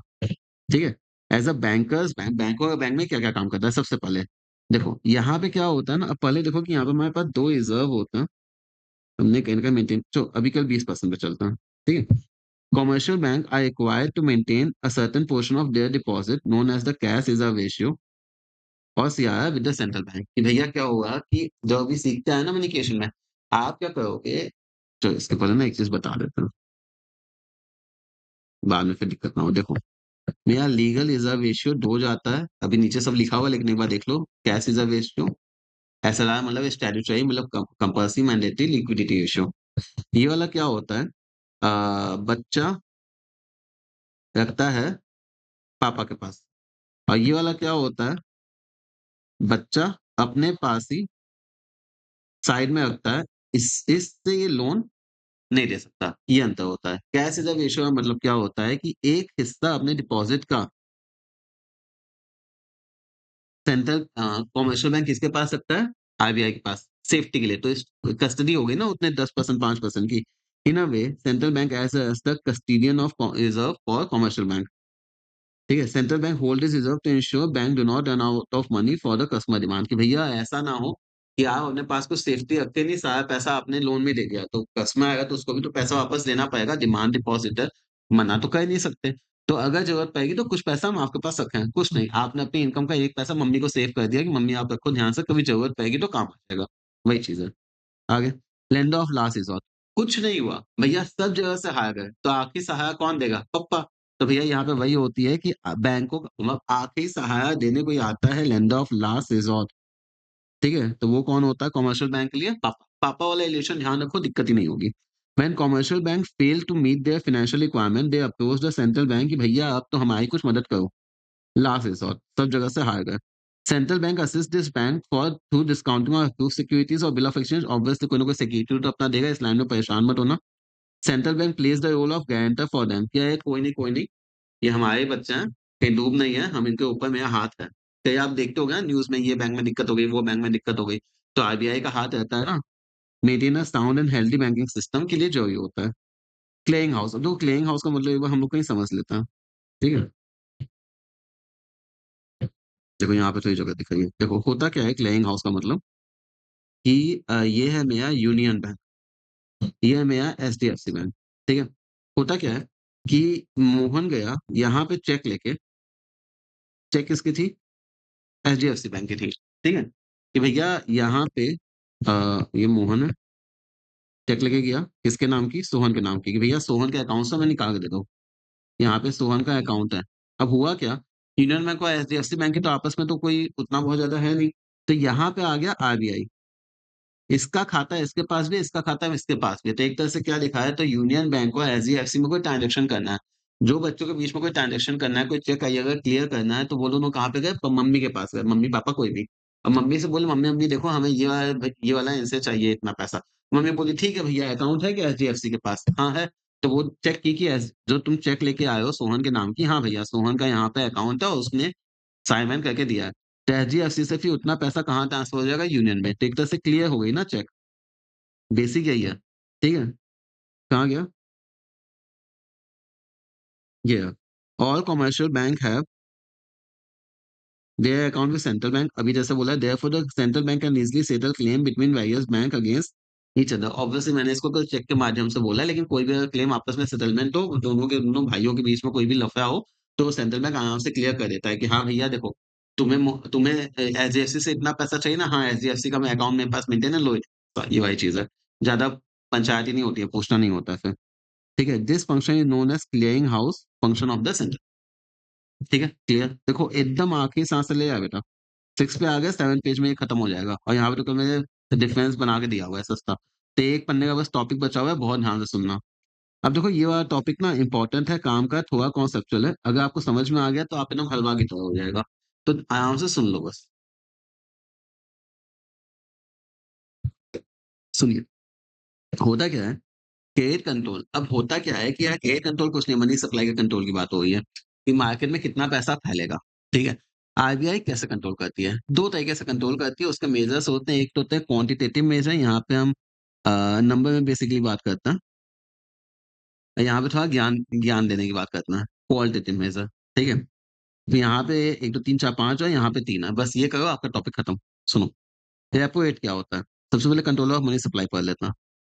Credit control refers to the increase or decrease in the credit money of an economy regarding the monetary requirement. RBI control credit activities of commercial bank, मतलब कि भैया कमर्शियल बैंक कितना पैसा दे सकता है पब्लिक को, ये उसकी बात होती है। Order to in order to control inflation और deflation, as RBI have the sole monopoly of currency issue, वो आराम से मनी सप्लाई और क्रेडिट कंट्रोल कर सकता है करेंसी का। ठीक है, अब यहाँ देखो सबसे पहली चीज क्या होती है, रेपो रेट। रेपो रेट बहुत ही आसान है, इसको हम जो डायग्राम के फॉर्म में लिखे हैं वो लिख लो, आपको फायदा करेगा। ठीक है, क्या होता है, यहाँ पे है क्या, हाँ ठीक है। देखो यहाँ पे कुछ रेपो रेट का मतलब बस ये होता है कि पापा ने बच्चे को लोन दिया, वो क्योंकि बच्चे को जरूरत थी, वो भी शॉर्ट टर्म के लिए। अब बच्चा इस पे क्या देगा, इंटरेस्ट। ये जो इंटरेस्ट का रेट हुआ इसको क्या बोलते हैं, रेपो। क्या लिखा है, is the rate at which central bank lends money to commercial bank to meet its short term requirement, इसी को क्या बोलते हैं, रेपो रेट। ये भी एकदम सेम कहानी है, बस यहाँ पे अंतर क्या होता है, यहाँ पे पापा ने बच्चे को ये जो लोन दिया है ना, ये जो लोन दिया है वो दिया है लॉन्ग टर्म के लिए, कि जाओ भैया 10 साल बाद पैसा देना। और इस पे जो हम इंटरेस्ट देते हैं इसी को हम क्या बोलते हैं, बैंक रेट। ठीक है, बैंक रेट में क्या हो गया। देखो ये डायग्राम देखो ना, इतना आसान से क्लियर होगा, आपको कभी इश्यू ही नहीं होगा। इसलिए मैंने शुरुआत में बोला कि पापा बोलो सेंट्रल बैंक को और ये बच्चा बोलो कमर्शियल बैंक को। Repo rate, bank rate. Bank rate में भी क्या सीखा, bank rate at which central bank ही देता है टू कमर्शियल बैंक, कब, लॉन्ग टर्म के लिए, अगर उसको जरूरत पड़ती है। आगे, अब देखो रिवर्स रेपो रेट क्या हो गया, ये कई बार ऐसा होता है बेटा बाप से बड़ा हो जाता है। कैसे, भैया यहाँ पे पापा थे, यहाँ पे बच्चा था, कभी पता चला कि अब पापा को जरूरत थी, तो बच्चा बोला ए पापा आपने हमें पाल पोस के इतना बड़ा किया, हम थोड़े हो गए, हम आपकी हेल्प कर सकते हैं, तो ये लीजिए लोन। ठीक है, और लेकिन ऑब्वियसली आपने भी हमें मुफ्त में तो इंटरेस्ट दिया नहीं था, तो हम आपको लोन देंगे, इस पे हम लेंगे इंटरेस्ट। भैया इसी इंटरेस्ट को हम इसी ये जो इंटरेस्ट का रेट होता है इसी को हम क्या बोलते हैं, रिवर्स रेपो रेट। ठीक है, ये वाली कहानी होती है, ये जो इंटरेस्ट होता है इसी को बोलते हैं रिवर्स रेपो। ठीक इसका उल्टा हो गया, क्या, exact opposite of reverse repo. Reverse repo is a rate at which commercial bank can deposit, loan क्या डिपॉजिट किया अपना पैसा सरप्लस फंड, अब भैया हमें उस पे इंटरेस्ट चाहिए। अब सही अच्छा थोड़ी लगेगा कि बोलेंगे कि भैया पापा को लोन दिया, तो मैंने यहाँ पे क्या किया, डिपॉजिट किया, मैंने यहाँ पे क्या किया, डिपॉजिट किया। अब ये ऑब्वियसली डिपॉजिट करेंगे तो उस पर हमें इंटरेस्ट तो चाहिए। ठीक है, ये हो गया reverse repo. I hope so पूरा तीनों पॉइंट क्लियर हुआ होगा। रेपो, बैंक के, रिवर्स रेपो। अगला, ओपन मार्केट ऑपरेशन कुछ नहीं है भैया। Open market operation refers to buying and selling of government securities by central bank. बस सेंट्रल बैंक बोलता है अपनी सिक्योरिटीज हमें तो, कमर्शियल बैंक गवर्नमेंट सिक्योरिटीज, और क्या बोलता है कि भैया अब हम बेच रहे हैं, मेरे पास रखा है, हम बेच रहे हैं, तुम खरीदो। मजबूरी होती है, from public and commercial bank. अब देखो पब्लिक से तो कहता है, उसका मेन टारगेट होता है कमर्शियल, पब्लिक भी होता है कि भैया गवर्नमेंट की सिक्योरिटीज तो आरबीआई के पास है ना, तो वो क्या होता है कि भैया आप इसको खरीदो। ठीक है, खरीदोगे आप, तो आपका पैसा मेरे पास आ जाएगा। हम बोलेंगे आप बेचो, तो अगर आप बेचोगे, हम बेचेंगे तो हम अगर बेचेंगे तो आपका पैसा मेरे पास आ गया, आप हमसे खरीदोगे, हम आपसे सॉरी हम अगर आपसे खरीदे तो पब्लिक मार्केट में पैसा चला गया। अगर भैया हमने आपको बेचा, तो आपका पैसा मेरे पास आ गया। Sale of security adversely affect the bank ability to create credit. आप सोचो ना कि बैंक के पास 10,000 है, 10,000 रुपए और सेंट्रल बैंक बोला कि भैया 8,000 का आप मेरे से सिक्योरिटी खरीदो, मतलब कि हम सेल कर रहे हैं, आप खरीदो, हम सेल कर रहे हैं। 8,000 तो बैंक के पास से यहीं आ गए ना सेंट्रल बैंक के पास, तो सेंट्रल बैंक तो लोन ही अब कम दे पाएगा और क्या होता है बैंक के पास कम है लेकिन उसके पास सिक्योरिटीज़ है। तो बैंक सेंट्रल बैंक क्या बोलेगा हम है ना बेटा हम आपसे खरीद रहे हैं ना, ये लो 5,000 रुपए और सिक्योरिटी लो। तो बैंक के पास पैसा आ गया ना तो बैंक आगे लोन दे पाएगा। तो ये क्या होता है रिज़र्व को इंक्रीज़ कर देता है। अभी यहाँ पर उन्होंने डिफरेंस ना बहुत अच्छे से बना के दिए हैं यहाँ पे, ठीक है? यहाँ से सारे कॉन्सेप्ट से क्लियर हो जाएँगे। अभी तो केवल मतलब सीखना है। आगे क्या है लीगल रिजर्वेशन। अब देखो यहाँ पे 2 चीज़ होती है जो मैंने आपको बोला था कि ये क्या होता है कैश रिज़र्व रेशियो बोलता है। यहाँ पे वैसे हम फिर से बना देते हैं LRR 2 पोर्शन हुआ, CRR यहाँ पे क्या होता है पापा बोलते हैं बच्चे से अपने डिपॉज़िट का एक परसेंटेज मेरे पास रखो, ठीक है? जबकि यहाँ पे SLR में क्या बोलते हैं पापा बोलते हैं बच्चे से अपने डिपॉज़िट का एक परसेंटेज अपने ही पास रखो लेकिन साइड में। आप इससे क्या है लोन मत देना, ठीक है? भैया अगर कोई विथड्रॉ करने आएगा तो उसको दे देना।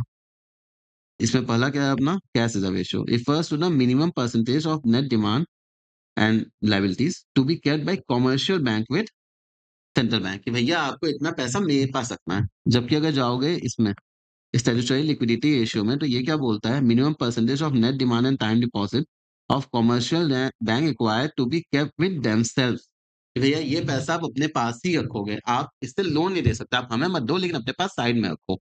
ठीक है? तो उसको बोलते हैं स्टैट्यूटरी मतलब कंपल्सरी लिक्विडिटी रेशियो कि भैया अगर कोई डिमांड डिपॉजिट वाला बंदा आया तो आप इसको ये पैसा वापस कर सको। ठीक है? ये था अपना। तो आपको क्या सीखा कि पापा ने बच्चे को लोन दिया शॉर्ट टर्म इंटरेस्ट पे बैंक रेट क्या था? पापा ने बच्चे को लोन दिया लॉन्ग टर्म पे। रिवर्स रेपो क्या था? बच्चे ने डिपॉजिट किया पापा के पास पैसा इंटरेस्ट पे। फिर हमने क्या सीखा? ओपन मार्केट ऑपरेशन सेल करते हैं, परचेज़ करते हैं, सिक्योरिटीज़ इसके बारे में और डिस्कस कर लेंगे और क्या था लीगल रिजर्व रेशियो में 2 चीज़ सीआरआर, एसएलआर। सीआरआर का मतलब कि भैया सेंट्रल बैंक बोला कमर्शियल बैंक से कि आप अपना एक परसेंटेज ऑफ टाइम डिपॉजिट और नेट डिपॉजिट मेरे पास रखो। स्टैट्यूटरी लिक्विडिटी रेशियो बोलता है कि आप अपना एक परसेंटेज ऑफ डिपॉजिट अपने ही पास रखो लेकिन साइड में, ठीक है? आगे क्वालिटेटिव में कुछ नहीं होता है, ज्ञान देने की बातें होती है। सबसे पहले मार्जिन देखते हैं। देखो मार्जिन का मतलब क्या होता है, ठीक है? मार्जिन का मतलब होता है, ये बंदा गया बैंक में और बोलेगा भाई मेरे को आप क्या करो ना लोन दे दो, ठीक है? लोन कितने का दूँ? आप मेरे को 10,000 ऑब्वियसली ये क्या बोलेगा आप हमें सिक्योरिटी दे दो, या मुफ्त में तो नहीं देंगे। तो आप हमें सिक्योरिटी दे दो मान लो 12,000 की।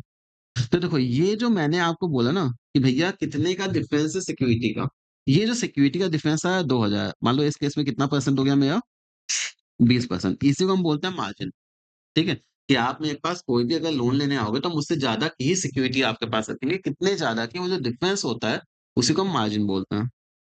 क्या बोलते हैं? Margin is the difference between loan amount and market value of security offered by the borrower, ठीक है? और आरबीआई में prescribe different margin for different जैसे कि क्या बोलेगा अगर कोई रिस्की बिज़नेस है, तो आप उसमें ज़्यादा मार्जिन बोल सकते हो। जैसे कि मान लो कि नॉर्मल बिज़नेस है, सिक्योर्ड वाला है, ठीक है? जैसे कोई जॉब वाला बंदा है, तो उसको सोचता है कि भैया एक सस्ता मिल जाए, सरकारी बंदे को तो बहुत ही सस्ता मार्जिन में मिल सकता है, ठीक है? इस टाइप से होता है, डिफरेंट सिक्योरिटी के लिए वो दे सकता है। आगे मो मोरल सुएज़न का मतलब बताते हैं। बेटा देखो एग्ज़ाम आने वाला है, एकदम परेशान मत हो, हमें आप में बहुत बिलीव है, आप कर सकते हो। I know you can do it. Just believe in yourself ना, आपसे होगा, आप एक बार मेहनत तो करो। मैंने आपको मोटिवेट किया ना, बस यही होता है। मोरल सुएज़न हम आपका मनोबल बढ़ाते हैं। क्या? अरे भैया लोन दो, लोन दो, लोन दो। Non statutory method of central bank to control credit जैसे combination of persuasion, pressure pressure मतलब अरे भैया आज कितना कॉल किया, लोन दिया कि नहीं दिया? उससे पैसा वापस आया कि नहीं आया? रिकवरी हुई कि नहीं हुई? ये वाला प्रेशर। ठीक है? RBI applied on other bank act them to get them to act in a manner in line with the policy. RBI में इश्यू एडवाइजर सर्कुलर एक्वेजिंग bank to avoid lending excessively, बहुत लोन नहीं देना इस purpose से बहुत loan नहीं देना है, पर्पस से तो दूसरा पॉइंट है। और call meeting with official bank suggesting limitation और क्रेडिट एक्सपेंशन, भैया और लोन मत बांटो, इतना बहुत हो गया ऑलरेडी, एनपीए हो रहा है, बैड डेट हो रहा है, तो और लोन नहीं देना। तो मोरली हुआ ना, भैया नहीं नहीं अच्छे से करो या फिर गलत नहीं करना है, तो हम उनका मोरल हाई करें या उनसे बात बात करें, ये का मोरल सजेशन। दूसरा क्या है, सिलेक्टिव क्रेडिट कंट्रोल, लोन दो इस पर्पस से मत दो। जैसे एग्रीकल्चर में कई बार रिकवरी नहीं हो पाती है, तो बैंक वाला बोला नहीं भैया इस पर्पस से लोन नहीं होगा, सट्टाबाजी के लिए लोन नहीं होगा। अगर अच्छा आपको अगर बिजनेस करना है तो हम लोन देने में बहुत ही सोचेंगे। अच्छा मकान खरीदना है तो ले लो, क्यों? देखिए मकान के लिए तो हमें मकान के पेपर आ जाते हैं, तो पर्पस हम सेलेक्टिव कर सकते हैं। ठीक है? देखो अब यहाँ पे क्या हो रहा है मोरल सुएशन में, सभी को लोन ज़्यादा दो, सभी को कम लोन दो। यहाँ पे क्या हो रहा है सेलेक्टिव क्रेडिट कंट्रोल में, इस पर्पस के लिए तो दो, इस पर्पस के लिए मत दो। ये वाली बात हो गई है, पक्षपात हो गया। वो हमारे थे ना शकुनी मामा जी, "अरे भांजे सुनते हो?" वही वाला काम। साहब बहुत गंदी एक्टिंग करते हो, सुनो ना यार नालायकों। Under the RBI gives direction to other bank to give or not give credit for certain purpose in a particular sector. This is both positive और नेगेटिव हो सकता है, भैया इसमें बहुत लोन दो, इसमें लोन मत दो। पॉजिटिव मैनर में क्या हो सकता है, measures are channelised credit to priority sector. Priority sector include by agriculture वगैरह। नेगेटिव मैनर में क्या होता है कि भैया आप पर्टिकुलर सेक्टर को मत दो लोन। ठीक है? अलग-अलग होते हैं, वो गवर्नमेंट के रेगुलेशंस के हिसाब से चीज़ें होती रहती हैं। डन? अब सुनो भैया, चैप्टर ऑलमोस्ट फिनिश है, लेकिन ये एक बेसिक डिफरेंस बताने के पहले थोड़ा ये कवर कर लेते हैं। हमने वही किया, cash reserve ratio, total deposit themselves, और ये क्या होता है?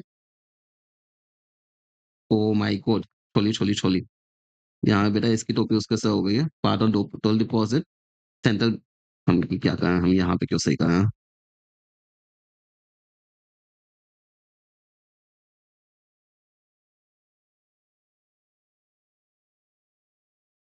बेटा ये मेरा एसएलआर है और बेटा ये हमारा क्या है? सीआरआर है। ठीक है? ये सेंट्रल बैंक के पास जो रखता है और ये डेफिसिट रखता है उसको बोलते हैं SLR, statutory liquidity ratio. Clear हो गया? बताइए। यहाँ पे देखो ये इम्पोर्टेंट है, ये क्या है अपना इम्पोर्टेंट। अब देखो बेटा ये अपना टॉपिक बड़ा इम्पोर्टेंट है। ये कर लोगे तो समझो कि आपको मनी सप्लाई वाला भी काम आ गया। आपको ना बहुत ज़्यादा सोचना नहीं है, लेकिन मतलब पता होना चाहिए। आप समझो, मार्केट में कितना पैसा जाएगा, आरबीआई कैसे कंट्रोल करती है, ये 5-6 तरीका वो यूज़ करती है, समझो। पहली बात हम चाहते हैं मनी सप्लाई प्लस मार्केट में पैसा फैले, मनी सप्लाई डिक्रीज़ मार्केट में पैसा ना फैले, सीधी बात है। मतलब कि आप लोन दो, लोन मत दो। अब ये देखो, रेपो रेट क्या था? रेपो रेट हमारा था, लिख देते हैं यहाँ पे, रेपो हमारा क्या था? ये हमारा सेंट्रल बैंक है, पापा, और ये हमारा क्या है? कमर्शियल, और ये क्या है? ब्लिक। ठीक है? अब मान लो कि ये 8% पे इसको लोन देती है। ऑब्वियसली ये इसको कितना देगी? मान लो 10% पे। अब मान लो हम चाहते हैं कि मनी सप्लाई ज़्यादा हो जाए, तो हम क्या बोलेंगे? अरे यार तुम लोग 5 ही परसेंट पे, तो ये किसको देगा इतना? 7%, लोग बहुत ज़्यादा लोन लेंगे। हम चाहते हैं मनी सप्लाई कम हो जाए, तो हम क्या बोलेंगे? ना, ना हम तो तुम्हें 12% देंगे। ये बेचारा मजबूरी में इसको 14% पे देगा, लोग लेना ही कम कर देंगे। तो आप देखो, जैसे ही दोनों का सेम कहानी चलेगा, ठीक है? आपको अगर हमें मनी सप्लाई बढ़ानी है, तो मैंने ये क्या किया था? कम कर दिया था, डिक्रीज़ कर दिया था। और मनी सप्लाई अगर हमें कम करनी है, तो मैंने ये क्या किया था? इंक्रीज़ कर दिया था। सेम कहानी है ना? ठीक? ये रेपो रेट का हो गया और बैंक का हो गया। अब सुनो रिवर्स रेपो का। क्या सुनो? Reverse repo. देखो, अब होता क्या है, ये हमारा क्या है? कमर्शियल। अब इसके पास क्या है? 2 ऑप्शन है, या तो ये पब्लिक को क्या दे? लोन दे। अब भैया ये क्या करे? डिपॉज़िट किसके पास करे? सेंट्रल बैंक के पास। पहला सिनेरियो देखते हैं कि भैया ये मान लो, ये इस पे 6% का आया था और ये इसको मान लो 8% पे दिया था। ठीक है? अब अगर गवर्नमेंट चाहती है कि मनी सप्लाई प्लस हो, तो ये बोलेगी नहीं भैया हम तो तुम्हें 4% देंगे। तो ये बोलेगा बक हम आपको देंगे नहीं, हम इसी को देंगे। और भैया अगर हमें चाहिए कि मनी सप्लाई मार्केट में कम हो, तो हम बोलेंगे अरे बेटा तुम उधर क्यों जा रहे हो? तुम मेरे पास आओ ना, हम तुम्हें 10% देंगे। तो हम बोलेगा वेरी, वेरी गुड, हम फिर पब्लिक को पैसा नहीं देंगे। आप समझे कि किस तरह से काम चलता है? तो यहाँ पे भी क्या होगा कि अगर हमें चाहते हैं मनी सप्लाई में प्लस हो, तो ये वाला जो परसेंटेज है, हम क्या करेंगे? डिक्रीज़ कर देंगे, समझे? और अगर हमें चाहिए कि मनी सप्लाई मार्केट में ना फैले, तो हम तुम्हें ज़्यादा डिपॉज़िट पे इंटरेस्ट देंगे ना, तो यहाँ पे हम क्या करेंगे, ये चीज़ हम प्लस कर देंगे और ये चीज़ हमने यहाँ पे माइनस कर दी थी। क्लियर हुआ आपको? सिंपल सी चीज़ है। डायग्राम भी है, लिख लो और चाहो तो एक बार फिर से सुन लो, ठीक है? फिर से बता देते हैं रिवर्स रेपो में। भैया अगर हमें कहीं पे 10% पे इंटरेस्ट मिल रहा है, तो हम कहीं दूसरी जगह क्यों देंगे? अब गवर्नमेंट चाहती है कि मार्केट में पैसा ना फैले, तो गवर्नमेंट क्या बोलेगी, तुम मेरे पास डिपॉज़िट करो ना कमर्शियल बैंक, हम आपको ज़्यादा देंगे। अगर गवर्नमेंट चाहती है मार्केट में पैसा फैले, तो बोलेगी हम तो तुम्हें इंटरेस्ट ही नहीं ज़्यादा देंगे, जाओ तुम पब्लिक को ही दो। समझ में आया? अब देखो और क्या, वो सिक्योरिटीज़ वाली बात कर लेते हैं, ठीक है? अगर मान लो मनी सप्लाई चाहते हैं कि गवर्नमेंट बढ़े, ठीक है? तो गवर्नमेंट क्या करेगी, वो क्या करना स्टार्ट करेगी, परचेज़ करना स्टार्ट करेगी। अब देखो जैसे ये परचेज़ की कमर्शियल बैंक से, कमर्शियल, तो क्या हुआ, ट्रेज़री बिल यहाँ आया और मनी यहाँ गया। जैसे ही मनी यहाँ गया, इसके बाद ज़्यादा पैसा आया ना, तो ये क्या है, पब्लिक को भी ज़्यादा दे पाएगा।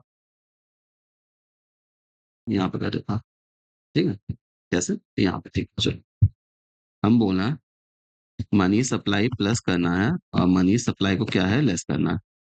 गवर्नमेंट यहाँ पे क्या करेगी, गवर्नमेंट कमर्शियल बैंक, ठीक है? ये इससे क्या करेगी, परचेज़ करेगी, इसको मनी देगी, इसके पास मनी प्लस होगा, तो ये भी क्या होगा, पब्लिक को ज़्यादा दे पाएगा, ठीक? और यहाँ पे अगर इसको मनी सप्लाई कम करना है, तो अच्छा यहाँ पे इम्पोर्टेंट क्या था, परचेज़, ठीक है? यहाँ पे क्या है, गवर्नमेंट है, कमर्शियल बैंक को मनी सप्लाई कम करना है, तो ये क्या करेगी, इसको सेल करेगी, यहाँ से क्या लेगा, मनी लेगी, जिससे क्या होगा, मनी कम हो जाएगा, तो पब्लिक को भी हम क्या कहेंगे, मनी कम दे पाएँगे। लाइक आंसर पूरा क्लियर हो गया, कैसे कहानी चल रही है? तो देखो, अगर मनी सप्लाई प्लस करना है तो हम परचेज़ करें, मनी सप्लाई कम करना है तो परचेज़ करें, मनी सप्लाई ज़्यादा है तो सेल करें, ठीक है? फिर क्या है, एसएलआर क्या है? आप खुद ही सोचो ना, हम चाहते हैं कि आप पब्लिक को पैसा दो, या 5 ही परसेंट मेरे पास रखो, 2 ही परसेंट अपने पास रखो, पब्लिक को पैसा दो। तो हम ये डिक्रीज़ कर देंगे। हम चाहते हैं पब्लिक को पैसा आप ना दो, 50% मेरे पास रखना है, फिर बाकी से काम करना है, तो ये रेट हम इंक्रीज़ कर देंगे, ठीक है? अब देखो मार्जिन, मार्जिन का मतलब क्या होता है, जो डिफरेंस होता है लोन और सिक्योरिटी में। हम बोलते हैं भैया हम आपको चाहते हैं कि आप लोन लो, मनी सप्लाई बढ़ाना चाहते हैं। 1 लाख का लोन माँगोगे, हम बोलेंगे अरे भैया 1 लाख 1 लाख 1,000 का इस शगुन के नाम पे डिपॉज़िट मार्जिन सिक्योरिटी दे दो, तो हम डिक्रीज़ कर देंगे मार्जिन। हम क्या बोलेंगे भैया आप 1 लाख का लोन लोगे, हम आपको लोन देना ही नहीं चाहते। हम बोलेंगे 1 लाख का लोन है, चलो 5 लाख की सिक्योरिटी लेके आओ। बकवास है ना? तो हम क्या करेंगे मार्जिन को बढ़ा देंगे, समझे? हमारा मन है कि मनी सप्लाई बढ़ाने का मतलब लोन देने का, क्रेडिट बढ़ाने का। तो हम क्या करेंगे कि भैया आप नाम का थोड़ा मार्जिन दे दो। यहाँ पे नहीं, नहीं मार्जिन ही हमें चाहिए 500%। 1 लाख के लोन के बदले में 10 लाख का सिक्योरिटी ऐसा थोड़ी होता है। यहाँ पे 1 लाख के लोन के बदले में 1 लाख 5 हज़ार की सिक्योरिटी, उतना तो मैनेजेबल है। बस मनी सप्लाई आपका ये खत्म हो गया। और ले दे के एक थ्योरेटिकल टॉपिक है कवर कर लेते हैं। सेंट्रल बैंक एपेक्स बॉडी होता है। जो कि रेगुलेट करता है वो कॉर्ड वाला काम आ गया। इंस्टीट्यूट इसका मेन काम होता है लोन लेना, डिपॉज़िट करना। एपेक्स होता है इंस्टीट्यूट, ये क्या होता है बैंकिंग स्ट्रक्चर का एक पार्ट होता है और सेंट्रल बैंक के अंडर काम करता है। नॉर्मली इसका कंट्रोल गवर्नमेंट होता है, नॉर्मली सेंट्रल बैंक मतलब प्राइवेट बैंक्स भी होते हैं, कमर्शियल बैंक जिसमें गवर्नमेंट और स्टेट दोनों की कंट्रोल होता है। ठीक है? ऑपरेट इन पब्लिक इंटरेस्ट इसका काम है प्रॉफिट कमाना। ठीक है? सोल मोनोपोली होती है इश्यू की भैया इसको कोई ऐसी पावर नहीं होती कि ये नोट छापेगा। फिर ये डायरेक्टली पब्लिक के साथ डील नहीं करता है। जबकि ये डायरेक्टली पब्लिक के साथ डील करता है। There is only one central bank, ठीक है? जो कंट्रोल करते हैं आरबीआई इंडिया के लिए, यहाँ पे तो बहुत सारे कमर्शियल बैंक हो सकता है। बच्चे बहुत हो सकते हैं, माँ-बाप तो एक ही होंगे। बस बेटा, सुनो। बेटा जी मेरे प्यारे, आपका तमीज़ से अच्छे से लगभग हमें 1 घंटा लगा एप्रॉक्स 1 घंटा 20 मिनट। आपका मनी प्लस बैंकिंग बहुत ही अच्छे से नोट्स के साथ डिटेल में कवर हो गया है। ठीक है? ये आपके मनी है ये आपका क्या है बैंकिंग है, नोट्स में अगर कुछ हो तो एडिटिंग कर लेना, जो हम साथ-साथ करवाए हैं। प्लस आप अच्छे से इस वीडियो को देखिए, आई होप सो आपको बहुत ही अच्छा लगा होगा। अगर आपको अच्छा लगा है, तो बेटा क्या कीजिए चैनल को सब्सक्राइब कर दीजिए, थोड़ा-सा लाइक कर दीजिए और अपने दोस्तों के साथ इसको शेयर कर दीजिए। नोट्स की मैंने आपको डिटेल में बताया है कि नोट्स की आपको डिटेल कहाँ से मिल जाएगी। यहाँ डिस्क्रिप्शन में लिंक दिया है, आप जाके वहाँ पे जाके नोट्स को चेकआउट कर सकते हो। अच्छे से एग्ज़ाम दो, कोई भी हो दिक्कत तो बताना, कोई भी अगर इश्यू हो, आप हमें डायरेक्टली इस नंबर पे कॉन्टैक्ट कर सकते हैं। 8726092818 कॉल करो, अगर नहीं लगे तो आप मैसेज कर दो, ठीक है? प्लस अगर आप चाहते हो कि बीएसटी के भी ऐसे हम आपको वीडियोज़ प्रोवाइड कर दें, तो आप हमें कमेंट में मेंशन करना, हम आपको इसके भी पूरे नोट्स के साथ प्रोवाइड करने की कोशिश पूरा करेंगे, इनफैक्ट कर ही देंगे। लेकिन अगर आप बताओगे तो, ठीक है? बस, अब इसी के साथ हम अलविदा लेते हैं, अगले वीडियो में मिलेंगे जिसमें हम लोग aggregate demand, aggregate supply, excess demand, excess supply उसके नोट्स कॉन्सेप्ट्स के साथ सब कवर कर लेंगे। बस अपना ध्यान रखिए। God bless you all the best, जल्दी मिलते हैं। Thank you so much.